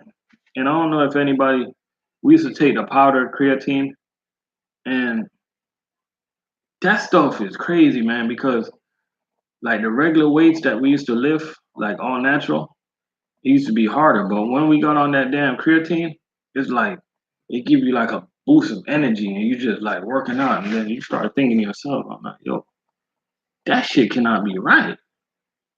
You know what I mean? So like these substance, man, like it's gonna have a long term effect. You know what I mean? So y'all be careful with what y'all taking out there, what y'all eating. You know what I mean?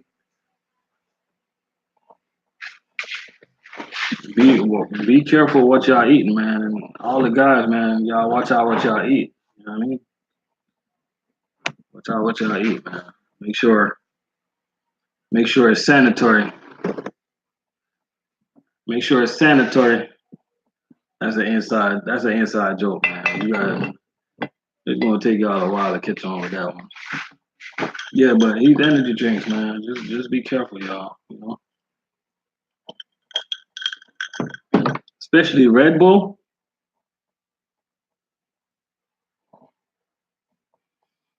Red Bull can have a good turnout, man. Cause I told myself, man, I'm like everybody that's just gotta drink Red Bull every day.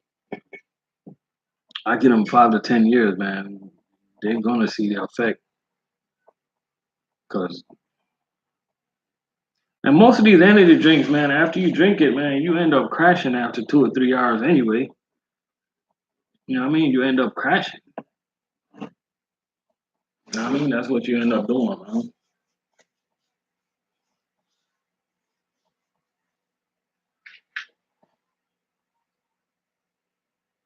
Oh, Dirty Broke doing his post trip. That's what's up, man. I gotta do a pre-trip test tomorrow for the rodeo. Um,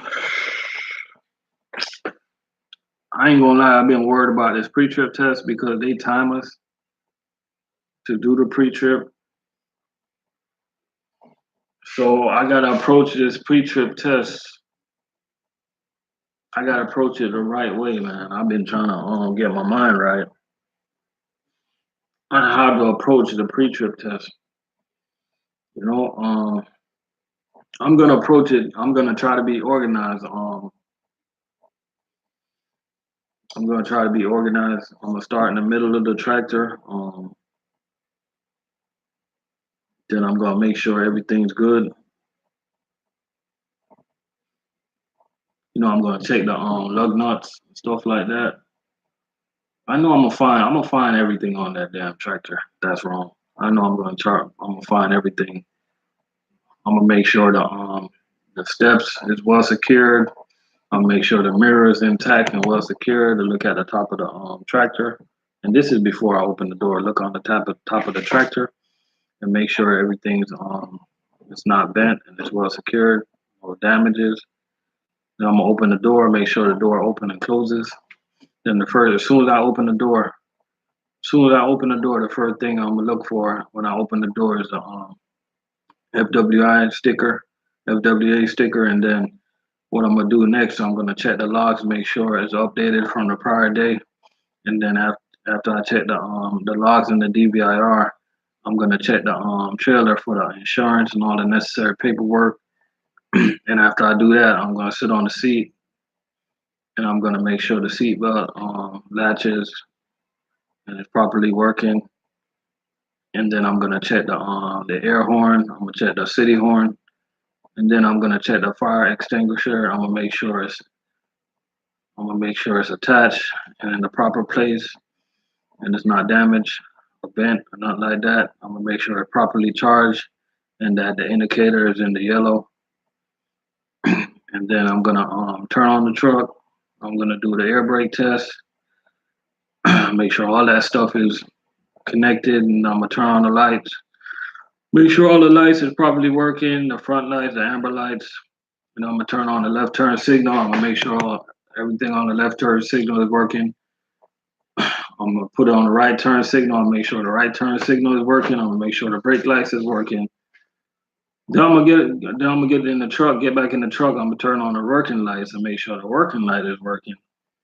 And then as I'm walking around the truck, I gotta make sure the fuel tank cap is not damaged. make sure the fuel tank is not damaged. And then as I'm walking around the truck, I can't forget my lug nuts. You guys cannot make sure the lug nut is not loose, stuff like that. Check all your tires, of course. Check your airbags. Um, and then when you open the hood now, you gotta when you open the hood, you gotta organize yourself, right? You gotta start from top to bottom. Like if I'm on the right side, if I'm on the driver's side, you gotta check your windshield. You come down, you gotta check your wipers, make sure the wiper blades is good. Then you gotta check all your air hoses. Then you gotta check your steering arm. Then you gotta check your steering knuckle. Then you gotta check your leaf spring. Then you gotta check your bush rods. Check your slack adjusters.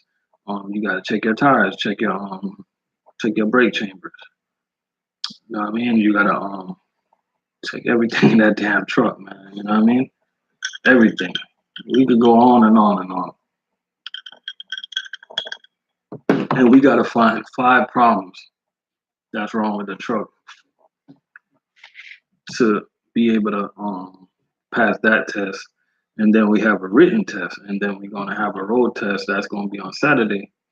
And then the whoever comes in first place, they get a check for $500, and they get to go to the nationals. So I'm kind of getting like mental ready. So last time I did a rodeo, man, I missed a damn flat tire. I couldn't believe it, man. I was so upset. I missed a flat tire, and the damn truck did not have a fire extinguisher in it. And I didn't. I was so in such a rush that I didn't remember to list that the truck didn't have a fire extinguisher in it, man. You know what I mean? So I'm definitely gonna and DOT sticker. You can't forget the DOT sticker. You know what I mean? So this time I'm gonna approach it nice and slowly. I'm just gonna organize myself, and I will find everything that's wrong with the truck. I'm gonna find everything that's wrong with the truck. You know what I mean?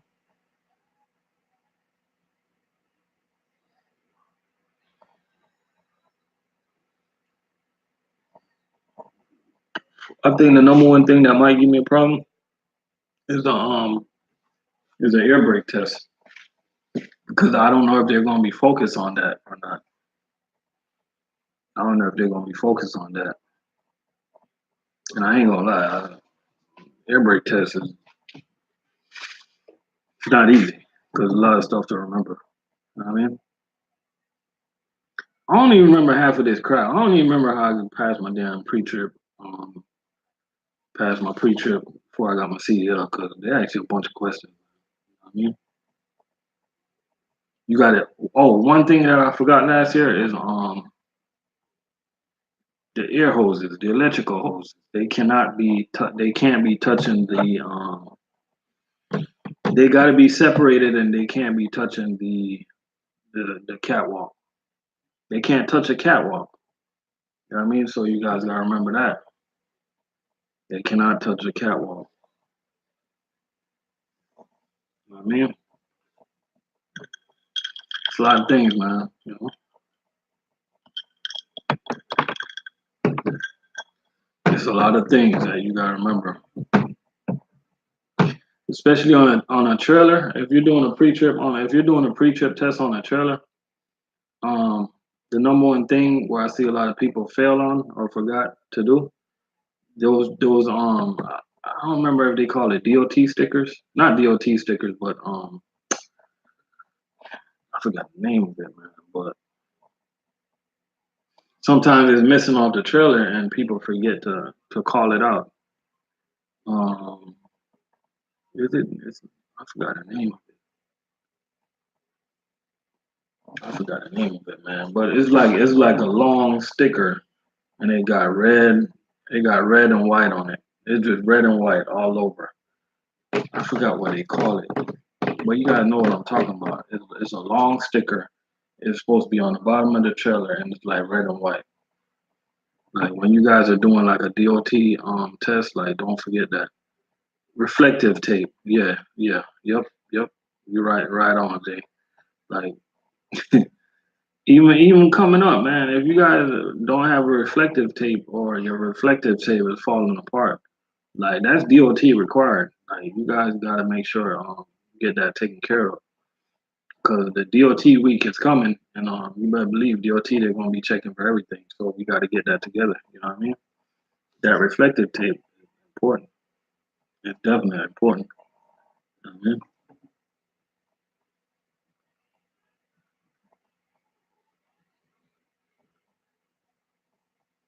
It's definitely important, man. So you guys just gotta take ownership of what we do, man. This is our job, man. This is our career, man. Just take little pride in what you do out there, man. You know what I mean? Take a little pride, man. Try to.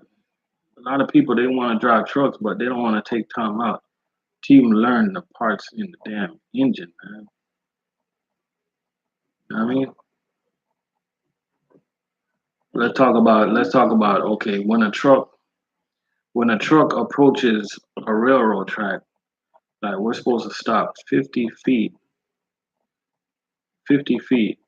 before you get to the railroad track. We're supposed to stop 50 feet. Your steer tires, they're supposed to have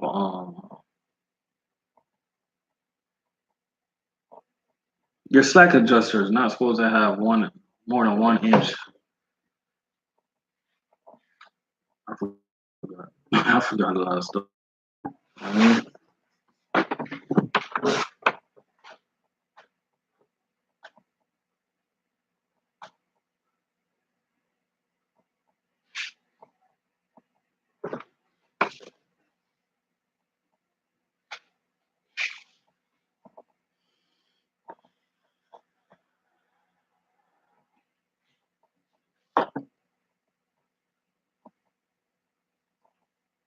But we're gonna take a little break before we change up the subject again, man. I'm taking this up to 2 hours today. I mean, I got 10 more minutes, man, and my last subject gonna be what's the benefits of staying with one job? Is it beneficial? Is it not? We're gonna talk about that coming up next after this 1 minute break.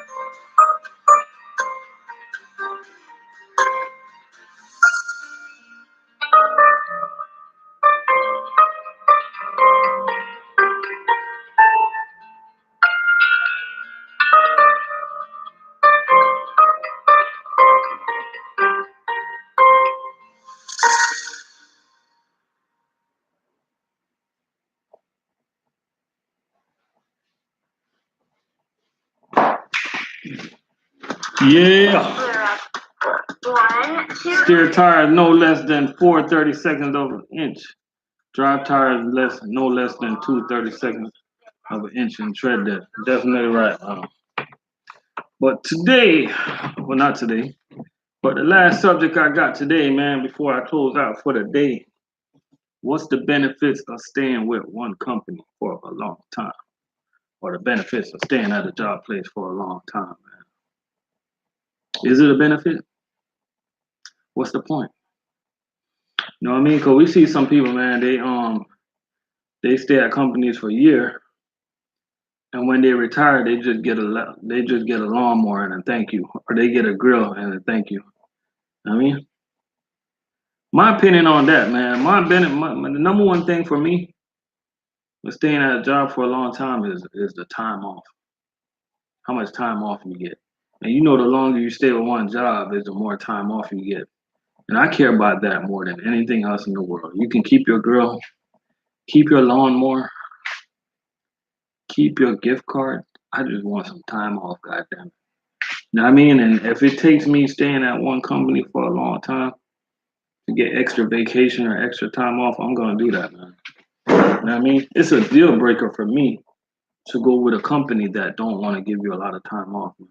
You know what I mean? A lot of people, they're entrepreneurs, so they're gonna be jumping from job to job until they find their niche, until they want to do whatever is right for them. And I don't have no problem with them too. Just remember that while you jumping from job to job, like, it's gonna be harder for you to build up that vacation that you need to succeed. You know what I mean? So and so if you guys want time off, man, and stuff like that, it's better to stay with one company for a while. But I don't have a problem with people that jump company to companies. It's on you, man. Just do what you want to do. Do what you got to do. Sometimes the benefits of staying with one company, man, you'll probably end up making more money in the long run because you're building up that seniority and you build up that trust with that company. You know what I mean? And if when you jump from company to company, you just gotta start all over again. You know.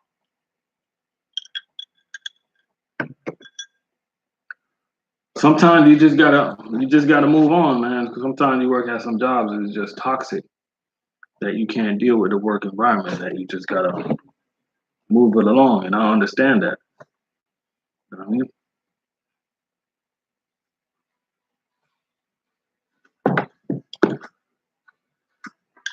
So, what's going on, John McCain? So shout out to everybody that joined me today, man. Don't forget the back to school drive. Don't forget Dirty Broke coming up at 12 o'clock today.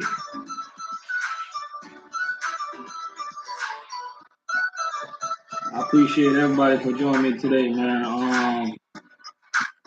True, appreciate you for stopping through. John McCain, appreciate you for stopping by, man.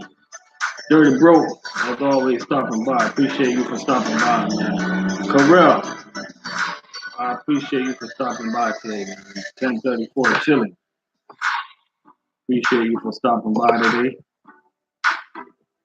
Who else stopped by today? Egner, I appreciate you for stopping by today. Matt Jones, Johnny Price, LA, Island Trucker, Mr. Barrow, My Trucker's Keeper, Skins Fan all day. Appreciate you for stopping by today, man. Willie,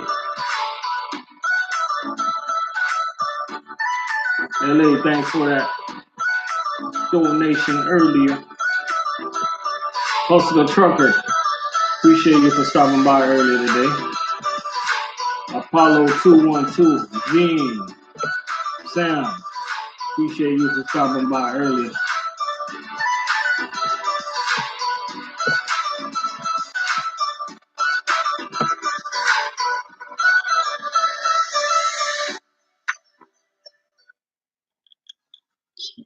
Don't forget, man, we going live every day for the month of June. We going live every single day.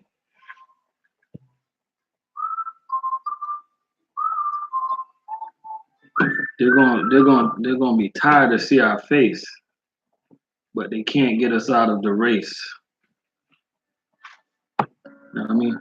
Shout out to all the truck drivers, man. Shout out to everybody that Want to become a truck driver? Shout out to all the new truck drivers. Shout out to all the food service drivers, man.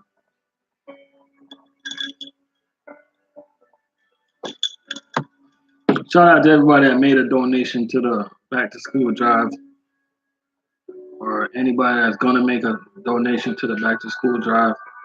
Shout out to everybody that made a donation to truckers feeding the homeless.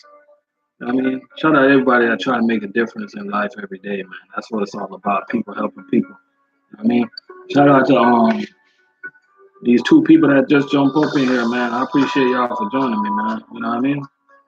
Could be anywhere else, man, or y'all chose to stop by. I appreciate y'all for stopping by. You know what I mean?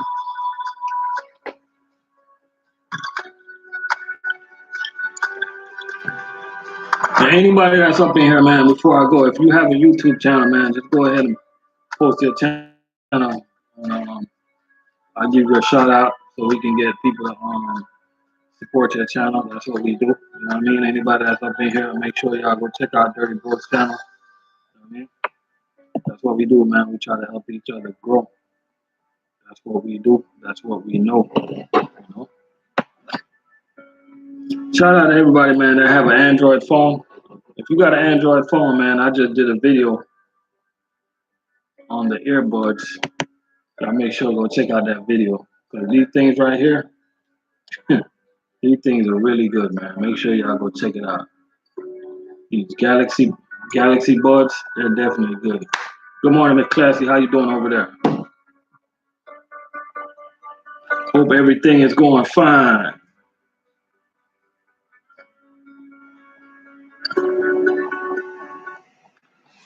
Cisco driver saying he's going to be switching food service companies soon. He'll give me an update. Okay. Cisco driver, let me know, man. Let me know the outcome. Man, sometimes we got to make changes in our life, man. Change is good. Doing great, about to get in the sauna. Okay, John Cato, what's going on with you, man? Long time. Everything's all right.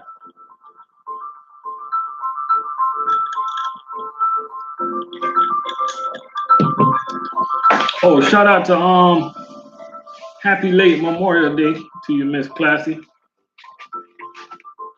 know what I mean? To you and the husband. I know both of y'all was vets, right? Both of y'all are vets, right? John Cato start U.S. food on Monday. That's what's up, man. That's definitely good. Welcome to the family, bro. Make sure you, John Cato, as soon as you start, make sure you join the 401k, man. Put at least 6% in there because they match it up to 6%. So if put at least 6%, take advantage of what the company got to offer. Oh, both of y'all are vets. Okay, that's what's up. Yeah, yep. And shout out to all the vets, man, that put their life on the line, man. That's what Memorial Day was all about. We can't forget y'all. You know what I mean? All the vets that's still over there and still over there, man, that's putting their life on the line every day. I mean, you gotta remember Pearl Harbor, man. Y'all don't forget about Pearl Harbor. That's what Memorial Day was all about. Y'all don't forget none of the world wars. That's what Memorial Day is all about. Don't forget the Gulf War. That's what Memorial Day is all about. The Civil War. Y'all know how many soldiers lost their life? It's a lot. You know what I mean? It's a lot.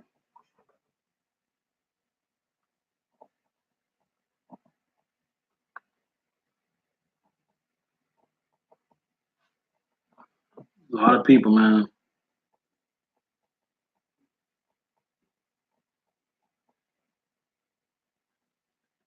In Pearl Harbor, 2,335 people lost their lives, right?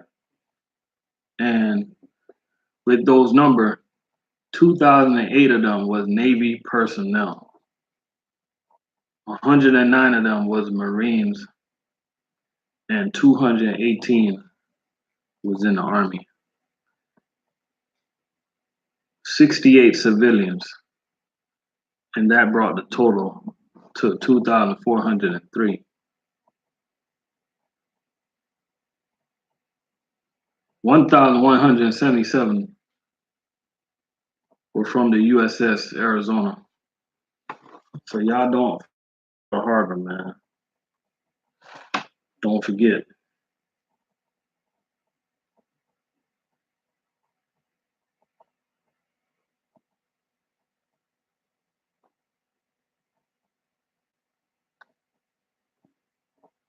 Don't forget.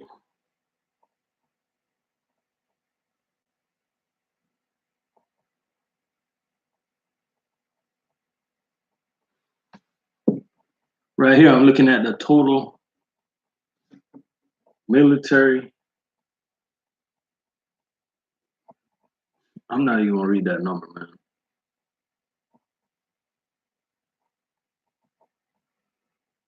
I'm not even gonna read that number because that's too much to list.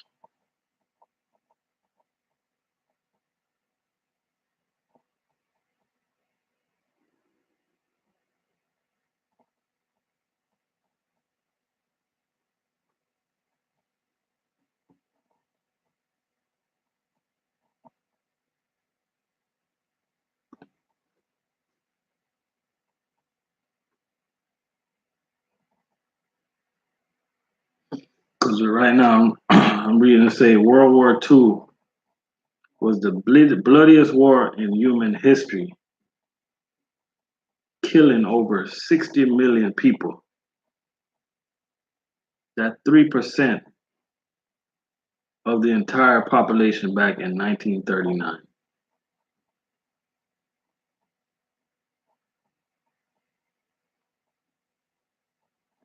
It's estimated that in the US, it was over 470,000 deaths. I ain't even gonna go no more with that. That's a lot of damn people. Y'all wanna know how many people it is? It's a lot, goddammit. A lot of people. Yeah, Pearl Harbor was. You say Pearl Harbor was a good movie?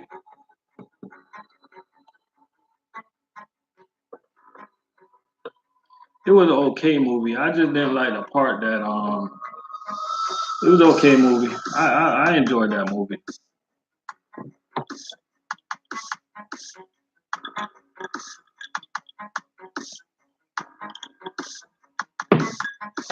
I definitely enjoyed that movie.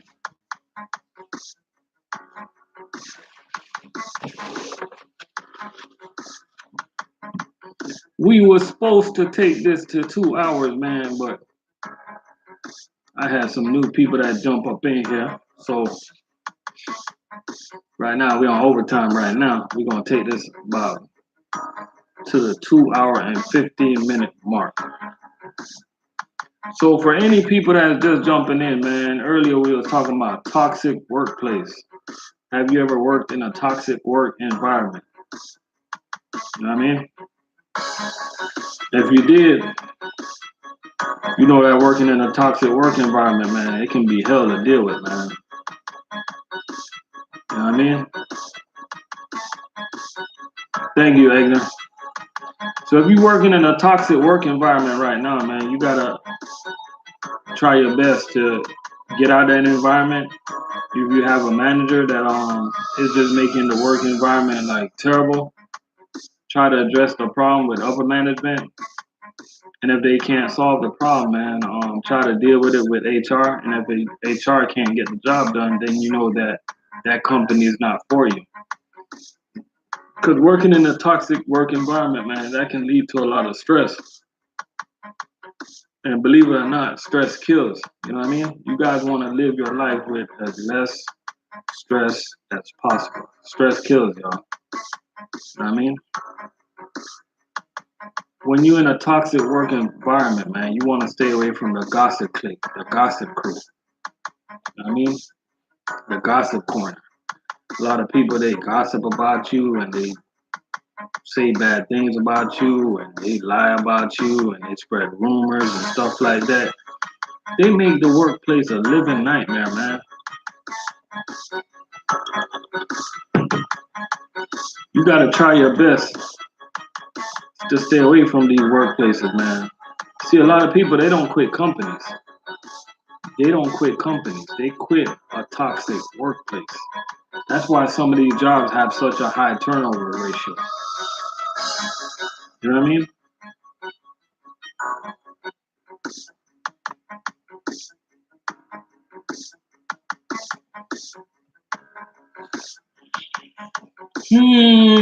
That's a good one, Egner.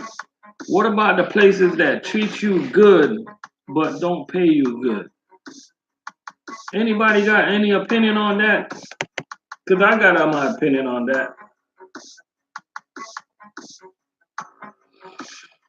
The places that treat you good but don't pay you good.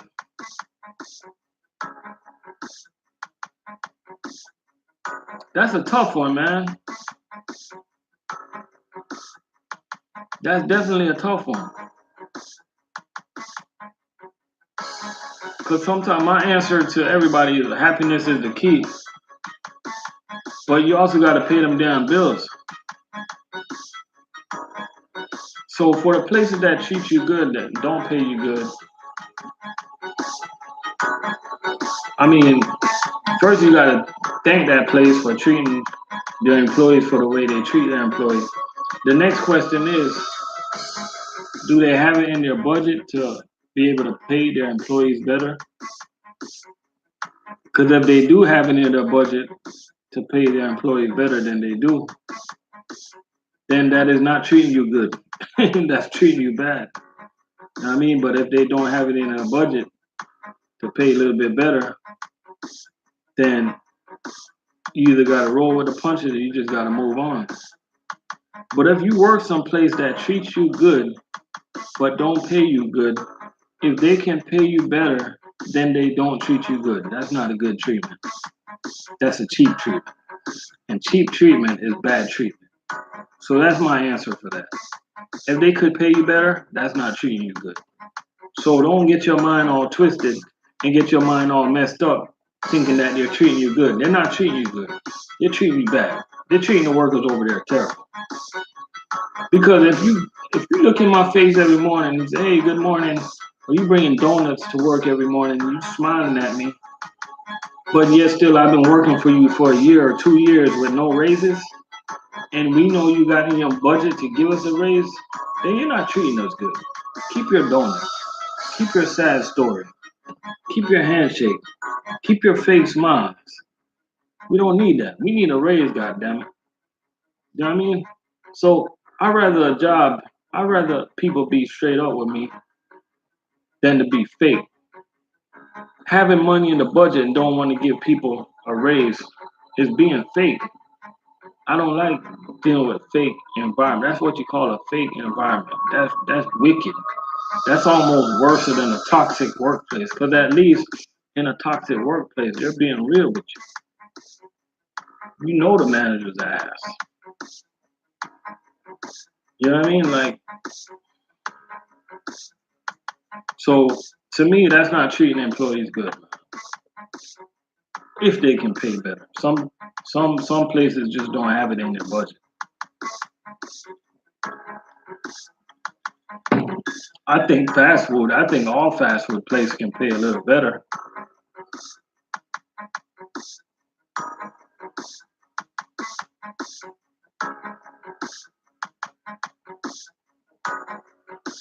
Yeah, you're right, Miss Classy. When you work in a place that treats you good but don't pay you good, only treat you good to keep you from performing poor or keep you from quitting, when in reality, they're really treating you bad. Yeah, they're treating you like crap.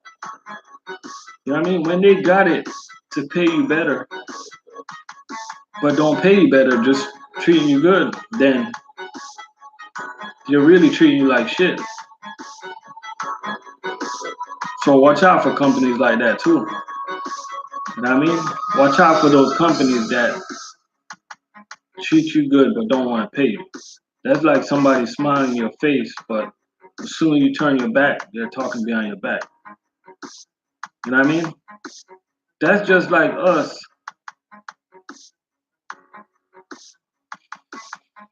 I'm not even gonna get into that one.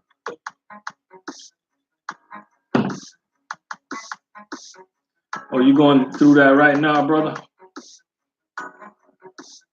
Keep on grinding, man. It's gonna get better. It is definitely gonna get better, man.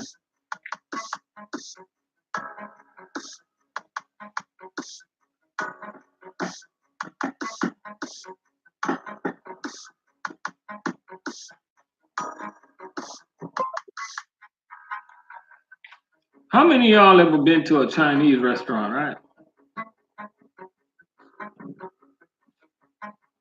How many of y'all been to a Chinese restaurant and seen a black person working there or a white person working there? Just let me know, because I don't know. I'm just asking y'all.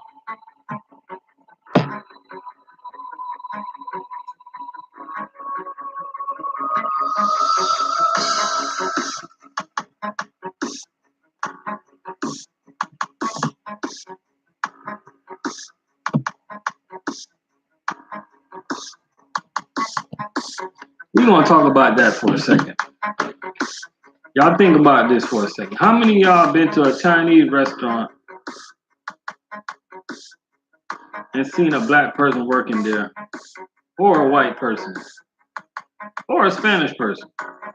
Y'all let that soak in for a second.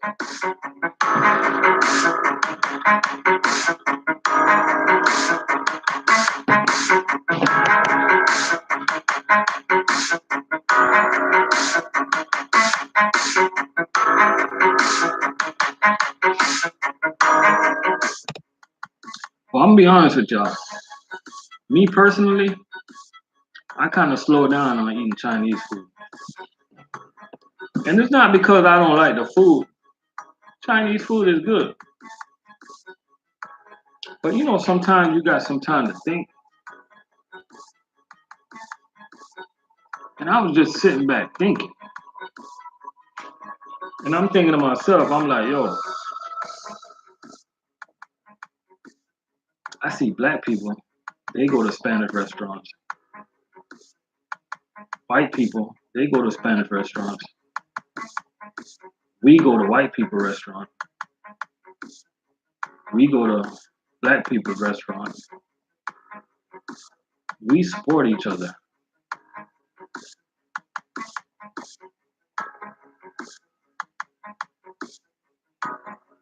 How many Chinese people y'all see go to the neighborhood barbecue?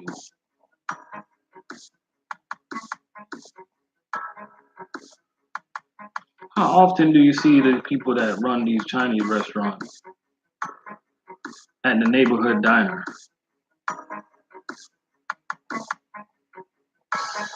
But yet still they got Chinese restaurants in every single country.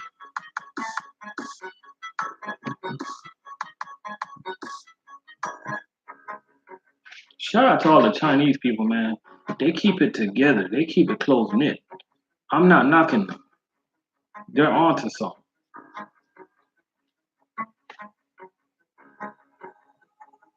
But sometimes, yo, we need to support each other, yo. And you got to pay attention to who's supporting you. You got to definitely need to pay attention.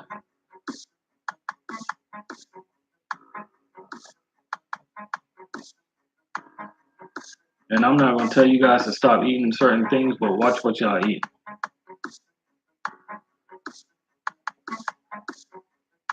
Because I'm going to ask y'all this question, right? And I'm glad I asked y'all that question, right? How many times y'all seen so-and-so, that Chinese restaurant? Y'all think about this question. How often have you been to a Chinese restaurant and seen a Chinese person ordering food from that restaurant? I need y'all to think about this real good before y'all answer it. How often y'all been to a Chinese restaurant and seen a Chinese person up in there ordering the food? Y'all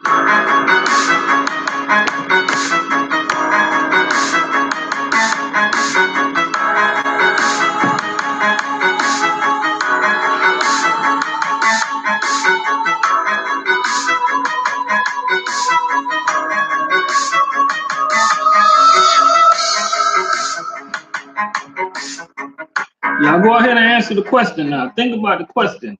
How often have y'all been to a Chinese restaurant and seen Chinese people up in there ordering the food?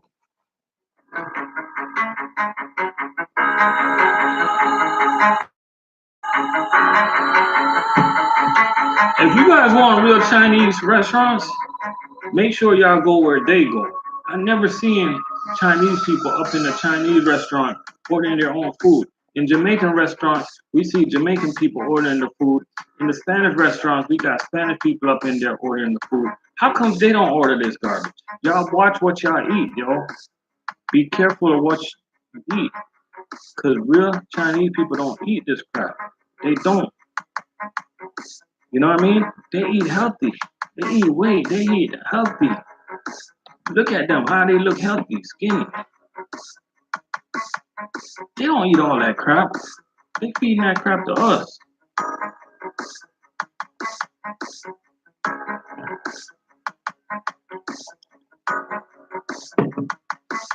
But yet still, we're up in there supporting them. We're up in there supporting them, right? Ain't nothing wrong with supporting them. But why you ain't supporting Jimbo's barbecue? Because you know him? You don't want him to come up? Why you ain't supporting Maggie's Diner? Her and her family go to Jimbo's barbecue. But no, you rather go order that pork fried rice with all that crap in it. You never see them at Jimbo's barbecue or Maggie's Diner. Because they don't support us like that. They don't support us. They want that money. Hurry up and buy it.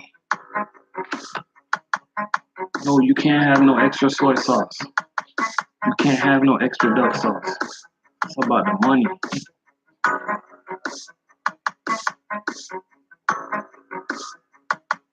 I'm done. I'm done. I'm not supporting that. I'm supporting people who support each other. I'm not going to support people that don't support people.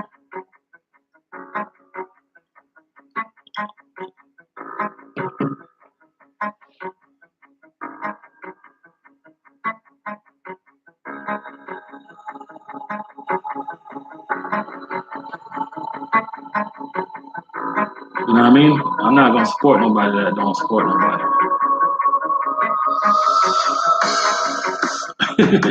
Miss Classy said cats, rats, dogs, mice, and squirrels, and so on. You know what I mean? Because I want to know. I really want to know, man. And I'm not saying this to be funny. And I really want to know, man, where is the real Chinese restaurant that Chinese people go to? I want to go there. I want to eat the real Chinese food.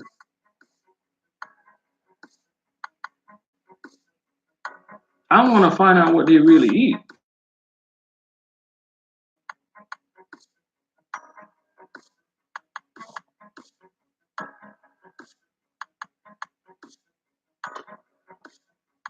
Miss Classy says she caught one place. She caught one place that took the food off a people's plate and put it back in the pan to reserve it again. If that ain't nasty, I don't know what nasty is.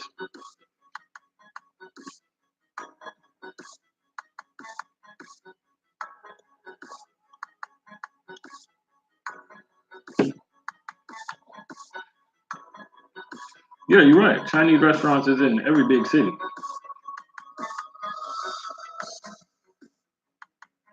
And we're all up in there.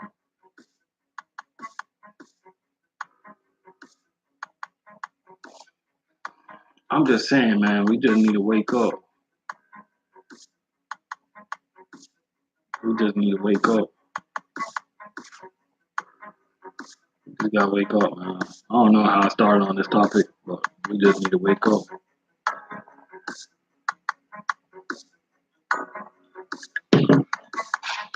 I'm not knocking them. I'm just telling you guys to start supporting your brothers and sisters, man. Start motivating each other. Start pushing each other. Because they support each other, believe it or not. They push each other. They set each other up. They got their own bank. They get their food deliveries from their own food. They're using their own distribution companies, their own warehouses. They support each other. But we just fuss and fight every single day. You know what I mean? Or they go to the real place called Chinatown. But while we over here though, we just put each other down. We call each other names. We watch who's getting rich, who's getting poor. We call our ladies whores. You know what I mean? John McCain. No, I don't eat out every day. Matter of fact, John, I barbecue me some ribs on Monday, and that lasted me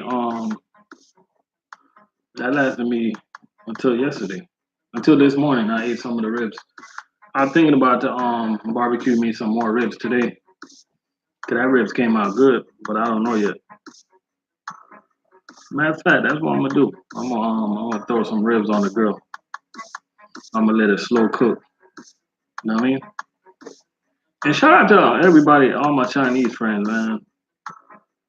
I don't really have no Chinese friends, but I did. Shout out to all the Chinese people, man. I'm not knocking y'all. I'm just telling y'all what y'all doing is working, and y'all keep it close knit, and that's good, man. It's just other people just fight against each other, but you guys got it. You guys got it right. I mean, black people fight against each other every day, every single day. Sisters don't want to see sisters come up. Black brothers, we don't unite. All we do is fight for the dumbest reason. You know what I mean? But you guys got it, man. You guys definitely got it.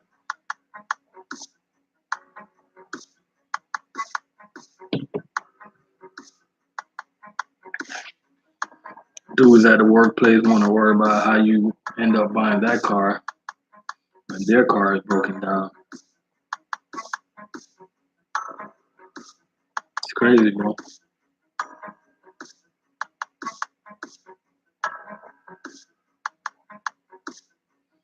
Oh yeah, shout out to Asian Mind. Asian Mind is not. I don't think Asian Mind. I don't think Asian Mind is Chinese. I don't know where he's from, but I don't think he's Chinese. Though.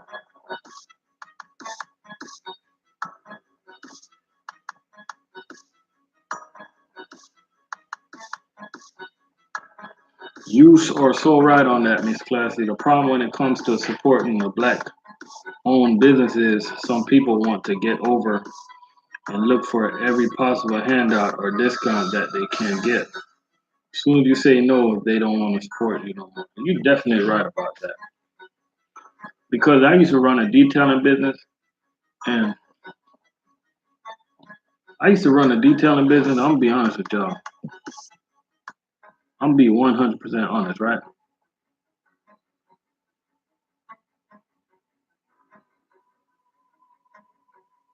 My own kind, like they didn't support me that well. I had a set price, and everybody wanted a discount. My number one customers was white people. They didn't complain about my prices. They was nice to me. They're my number one clients. As Miss Classy say, like we don't support each other. We always want a discount. We always want to hook a brother up. That's the problem.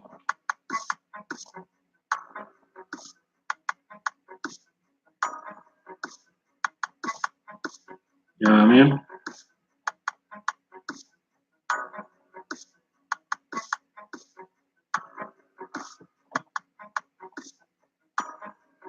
So I don't know. I don't know if it's ever gonna get better, man. Sometimes I think our race is cursed. For real. I think our race is cursed, man.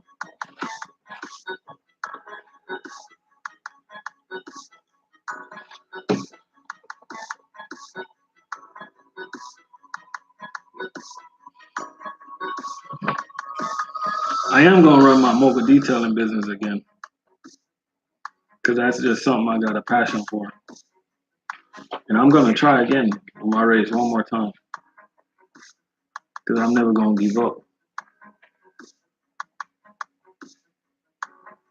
But we just don't support each other, man. Yeah, you're right about that, Dirty. Gotta do a better job on teaching. We got Dirty Bro coming up at 12, man. I was supposed to be off of here 26 minutes ago, but I'm still running my mouth. You know what I mean? We gotta do a better job of teaching. We definitely do, man. And it starts with us, man, teaching the kids how to man up.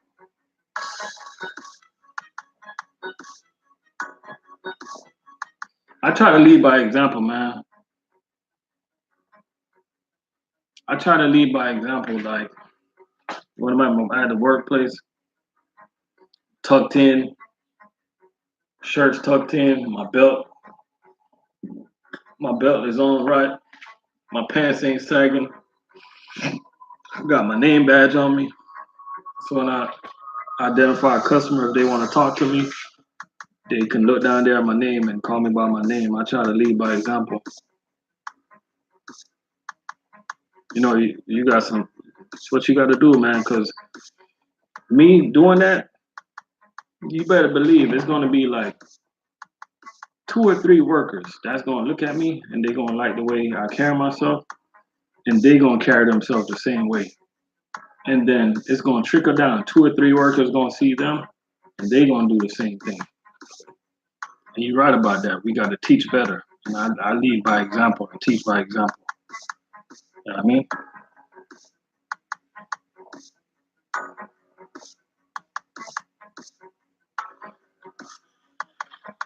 Egner asks, what's the negative things about U.S. foods?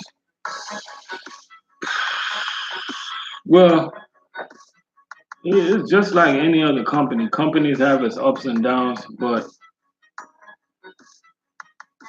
I can't really say it's too much negative. I can tell you that we do a lot of school accounts, and I'm not gonna call it negative. I'm just gonna say when school is out, we get kind of slower in the areas that they do school accounts.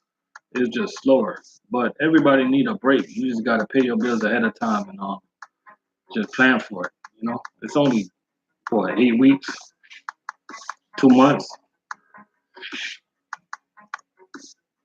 And the negative thing, man, about not just U.S. food, but any job, it's all about the management that's running the place.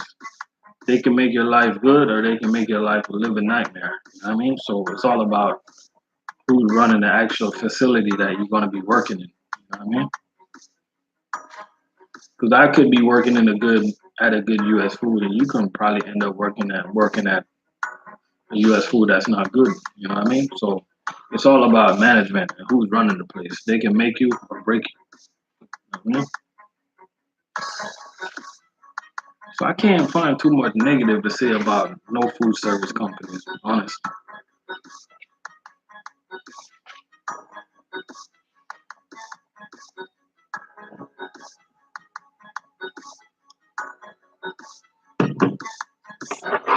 You know what I'm gonna do, y'all? I'm about to get off, but I'm gonna find us a channel to go raid real quick to go show our support until Dirty Bro come on. Let me find a channel to go raid real quick. Let me see who's on.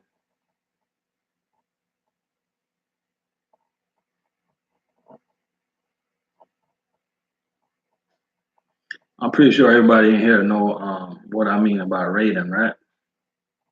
Or knows how to raid a channel.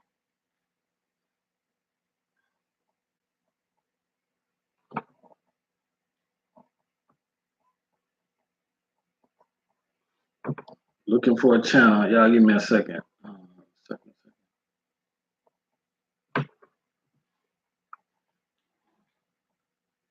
Trying to see who's live right now.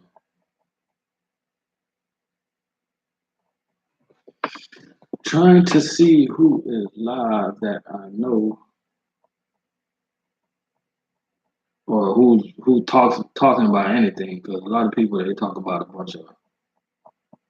a lot of people talk about a bunch of bull crap. To be honest with you. You know what? And when we roll up in their channel, I want y'all to say RLC sent me. You better be talking about something.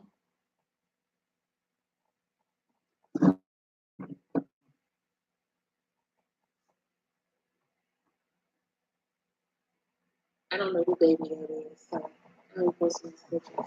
Nah, can't go to that channel. They talk about a whole bunch of bull crap. Yep, already in this I just see that. I'm still rolling your video. I'm still rolling your Can't go to this channel. I don't know what she's saying.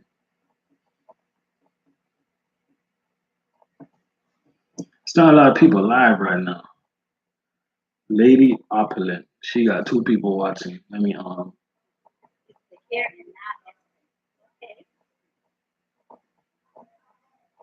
not Okay, I'm gonna post her link right now. Hold up.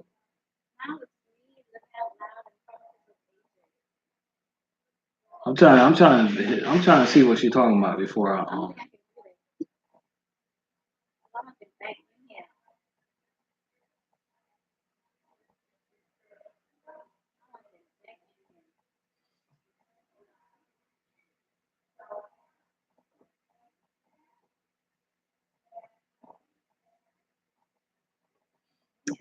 let me copy her link.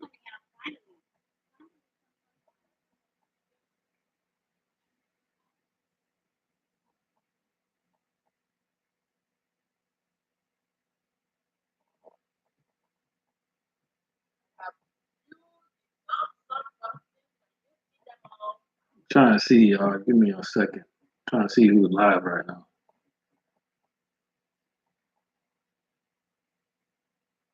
Okay, I'm gonna post this link. Her name is Lady Opulent. I just want y'all to go to her channel and say RLC sent me. And what the hell are you talking about? But don't say it like that.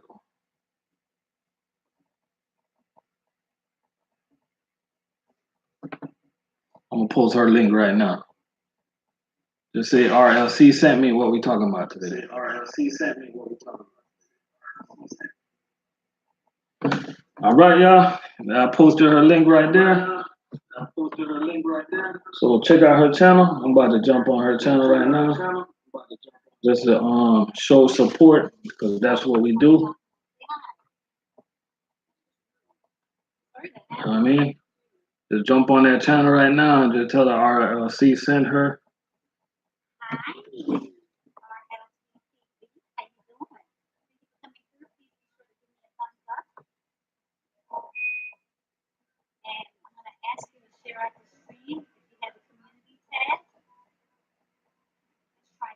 I'm over that channel right now, so y'all click on the link and jump over there.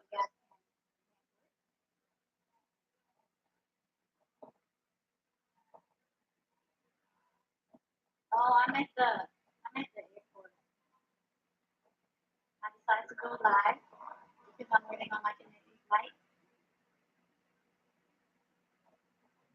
But this is what I'm going to ask you. Now that you mentioned the topic, I said this in my previous video, but I didn't get a chance to upload it because I was getting ready for today's trip.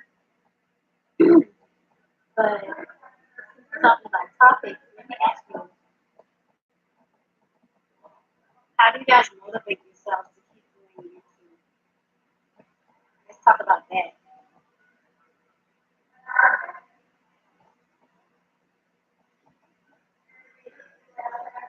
Hi,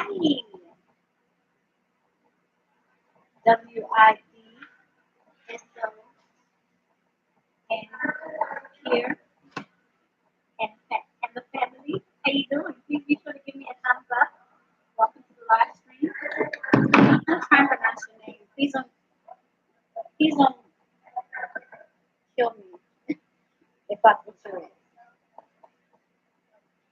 WID. It's so easy. Yeah, right now I posted a link of a channel that we're rating right now. Open here. Angel, what's going on, man? Click on that link right now. We're going over to that channel right there. Just tell her RLC sent you. I got the link right there. Just click on the link and just go over to her channel and say what's up. Welcome to the last one. Please be sure to give me a thumbs up.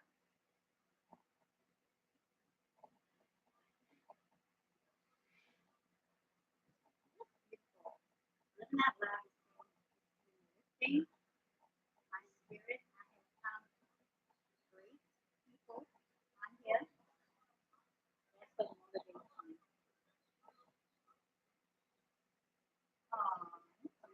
I like that. I enjoy making videos too. I enjoy capturing great footage for you guys and editing. That's been my new hobby. Editing and posting videos. I like that. Hi, Angel Mendoza. How you doing? We have an angel up in here. Okay, blessings are coming to us. I like that. How you doing, Angel? Good to have you.